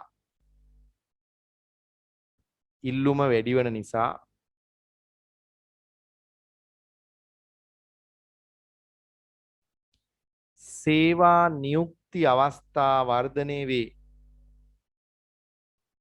සේවා නියුක්ති අවස්ථා වර්ධනය වේ.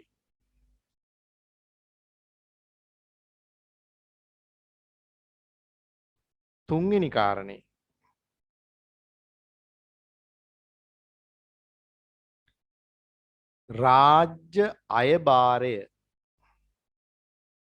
රාජ්‍ය අයභාරය ඇලයිරක්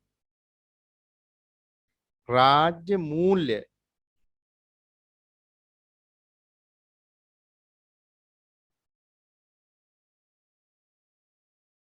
ශක්තිමත් වීම.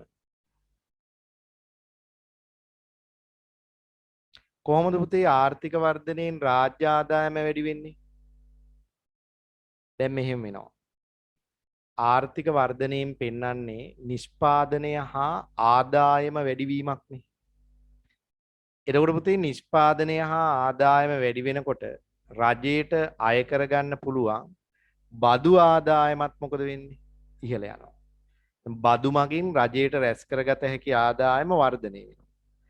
ඒ තුලින් රාජ්‍ය ආදායම ඉහළ ගිහිල්ලා අයවැය ලේඛනයේ මතවන පීඩාකාරී බව සමනය කරගන්න පුළුවන්. හලියා ගන්න එතන ඒ තුන්වෙනි කාරණේ යටතේ ලියන්නේ ලියා ගන්න. වෘද්ධියේ ප්‍රතිඵලයක්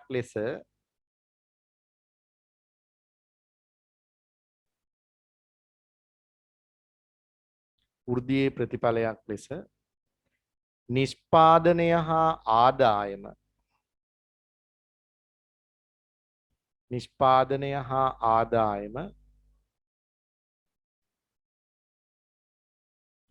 වර්ධනය වීම තුලින්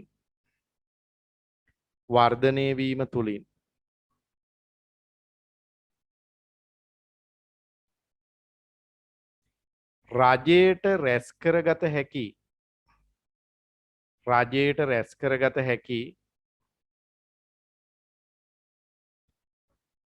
බදු ආදායම වැඩි වී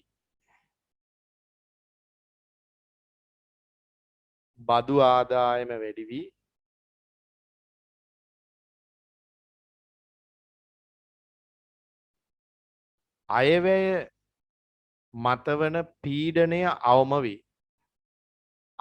මතවන පීඩනය අවම වේ.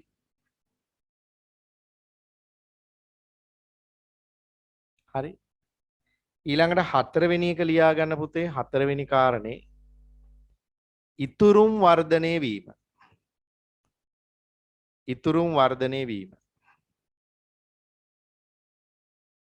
හරි. හිතමු බලන්න කොහොමද ඉතුරුම් වර්ධනය වෙන්නේ? දැන් අපි දන්නවා ආර්ථික වර්ධනයේ ප්‍රතිඵලයක් විදිහට පුතේ ආදායම වැඩි වෙනකොට මොකද වෙන්නේ? මිනිස්සුන්ගේ වැය කළ හැකි ආදායම ඉහළ යනවා. වැය කළ හැකි ආදායමෙන් පරිභෝජනය කරලා ඉතුරු වෙන ටිකනේ අපි ඉතිරි කිරීම විදිහට භාවිතා වෙන්නේ. ඒක වැය කළ හැකි ආදායම වැඩි වෙන්න අනිත් පැත්තෙන් ඉතුරු කිරීමුත් වර්ධනය වෙනවා. ඒ නිසා ආර්ථික වර්ධනය ඉතුරුම් වර්ධනය වෙන්නත් හේතුවක් වෙනවා. අලියන්නකො මෙහෙම. වර්ධනයේ ප්‍රතිඵලයක් ලෙස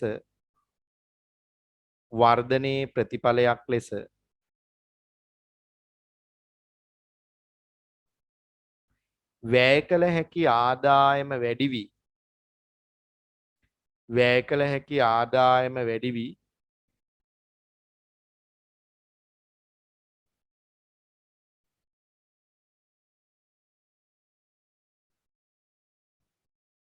ඉතිරි කිරීම සඳහා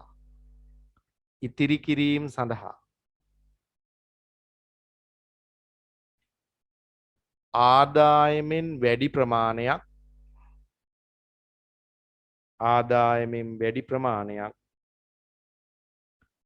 වෙන් කරනු ලබයි. නැත්නම් වෙන් කළ හැක.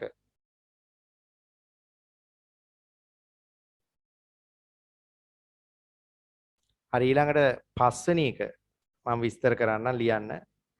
පස්වෙනි එක ආයෝජනයේ ශක්තිමත් වීම.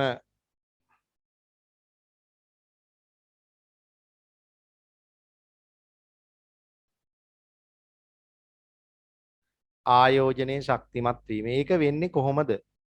මේන් අහගන්න. පුතේ එක පැත්තකින් ඉතුරුම් වර්ධනය වෙනවා. ඒතර ආයෝජනයේ මූලාශ්‍ර තමයි පුතේ ඉතුරු. ඒතර ඉතුරුම් ඉහළ යද්දී ආයෝජන අනිත් පැත්තෙන් වර්ධනය වෙනවා. මිනිස්සුන්ට ණය ගන්න එහෙම බැංකුවල සල්ලි තියෙනවනේ. එතකොට එක පැත්තකින් ඉතුරුම් වර්ධනය නිසා ආයෝජනයේ වර්ධනය වෙනවා.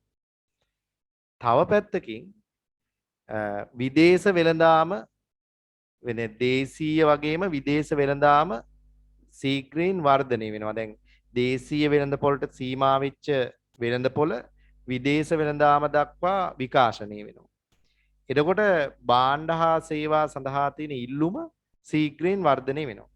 ඒතර ව්‍යවසායකත්වයේ නැත්නම් ආයෝජකයෝ අලුත් ශේෂ්ත්‍ර තුල ආයෝජනය කරන්න බලනවා නේ. දැන් උදාහරණයක් දේශීය පාරිභෝගිකයන්ට හෝටල් ව්‍යාපාරය කරගෙන ගියපු මිනිස්සු විදේශ ආයෝජකයෝ මේ රටට එනවනම් එයාලගේ හෝටල් ව්‍යාපාරේ විකාශනය වෙනවා දියුණු වෙනවා නේද පුතේ? ඒකනේ වෙලා තියෙන්නේ. ඒ කියන්නේ අපි අර ආර්ථික වර්ධනයේ ප්‍රතිඵලයක් විදිහට විදේශ වෙළඳාම සම්වර්ධනය වෙද්දී අපේ රටේ නිෂ්පාදන වලට තියෙන ජාත්‍යන්තර ඉල්ලුම වැඩි වෙනවා. ඒතර අපේ රටේ නිෂ්පාදකයෝ දිරිමත් වෙලා වැඩි වැඩියෙන් නිෂ්පාදනයට පෙළඹවීමක් ඇති වෙනවා. ඒතර ආයෝජනය වර්ධනය වීම ආර්ථික වර්ධනයේ රඳා පැවැත්මටත් ඍජු ලෙස බලපාන. අලියා ගන්න මෙහෙම අපි ලියමු. ඉතුරුම් වර්ධනය වීමත්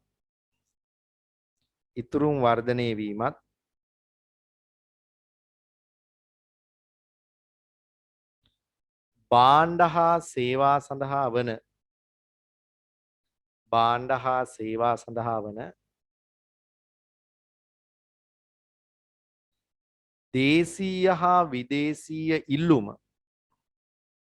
දේශීය හා විදේශීය ඉල්ලුම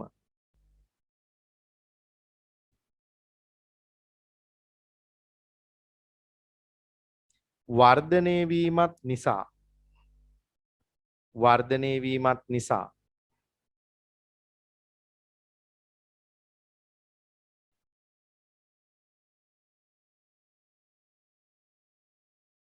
ආයෝජන ශේෂ්ත්‍රය තුල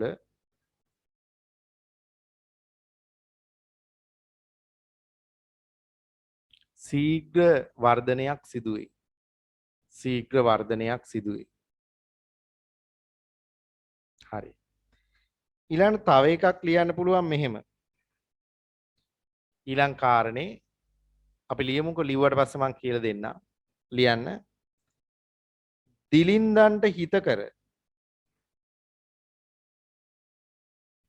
දිලින්දන්ට හිතකර දුප්පත්තුන්ට හිතකර සර් 6 වෙනි එකද? ඕ 6 වෙනි එක. දිලින්දන්ට හිතකර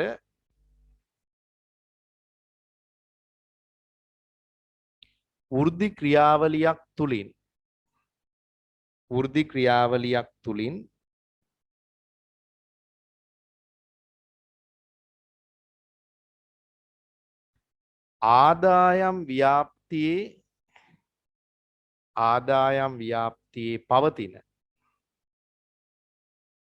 ආදායම් ව්‍යාප්තියේ පවතින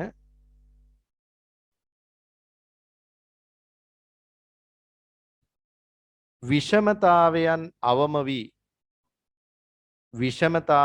අවම වී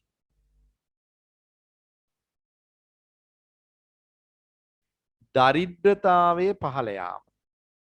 දුප්පත්කම අඩු වෙනවා.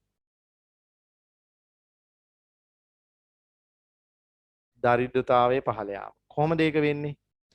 දැන් පුතේ මේ වෘද්ධියේ ප්‍රතිලාභ රටේ ඉන්න මිනිස්සු අතර සාධාරණව බෙදලා යන ක්‍රියාමාර්ගයක් ආර්ථික නැත්නම් ආර්ථික කටයුතු සංවිධානය කරන මිනිස්සු එකතු වෙලා කළොත් ඒ කියන්නේ වෘද්ධියේ ප්‍රතිලාභ එක පිරිසකට විතරක් ගොඩ ගැහෙන්නේ නැතුව සමස්ත රටේ ඉන්න ජීවත් වෙන ජනතාව අතරේ සාධාරණව බෙදී යන වැඩපිළිවෙලක් ක්‍රියාත්මක වෙනවා නම් ඒ තුලින් මොකද වෙන්නේ? ආදායම් ව්‍යාප්තියේ තියෙන විෂමතාවයන් අඩු වෙලා සමාජ සාධාරණත්වයේ වර්ධනය වෙනවා.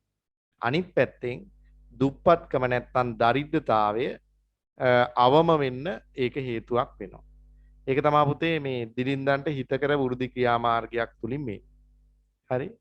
රයිට්. තව එකක් ලියා ගන්න. 7 වෙනි එක. ගෙවුන් ශේෂ ලේඛනයේ ශක්තිමත් වීම.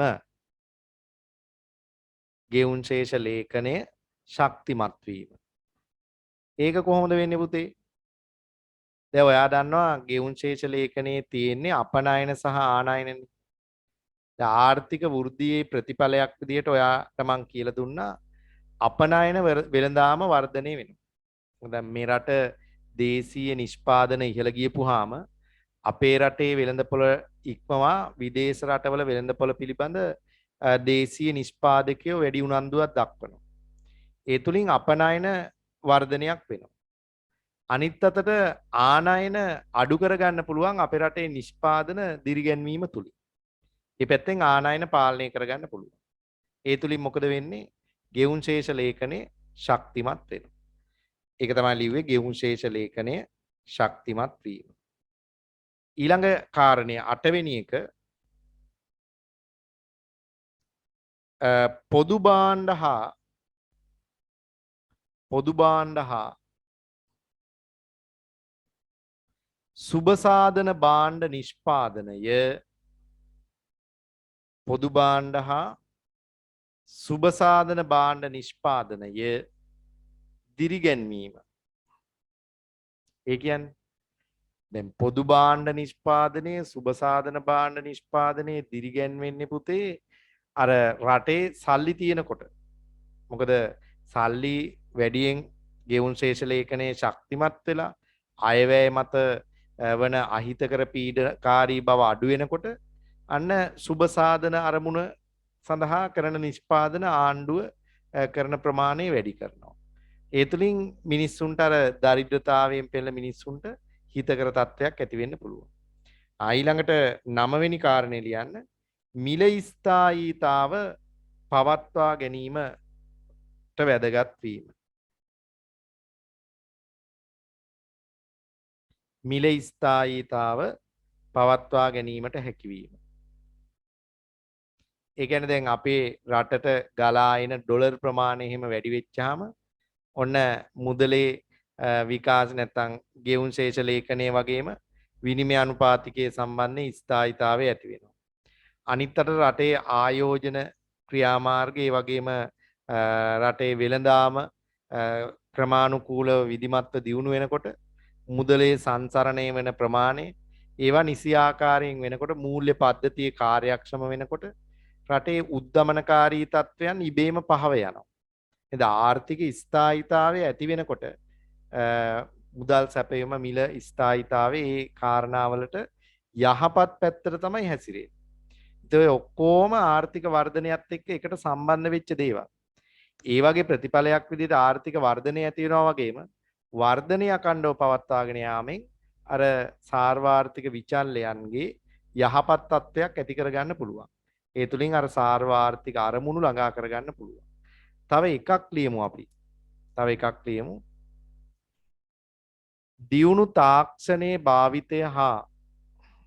දියුණු තාක්ෂණයේ භාවිතය හා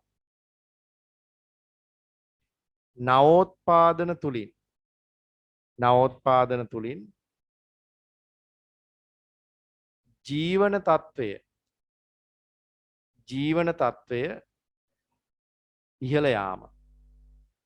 ජීවන තත්ත්වය ඉහළ යාම. හරි එහෙනම් අදට ඇති ඔයාලා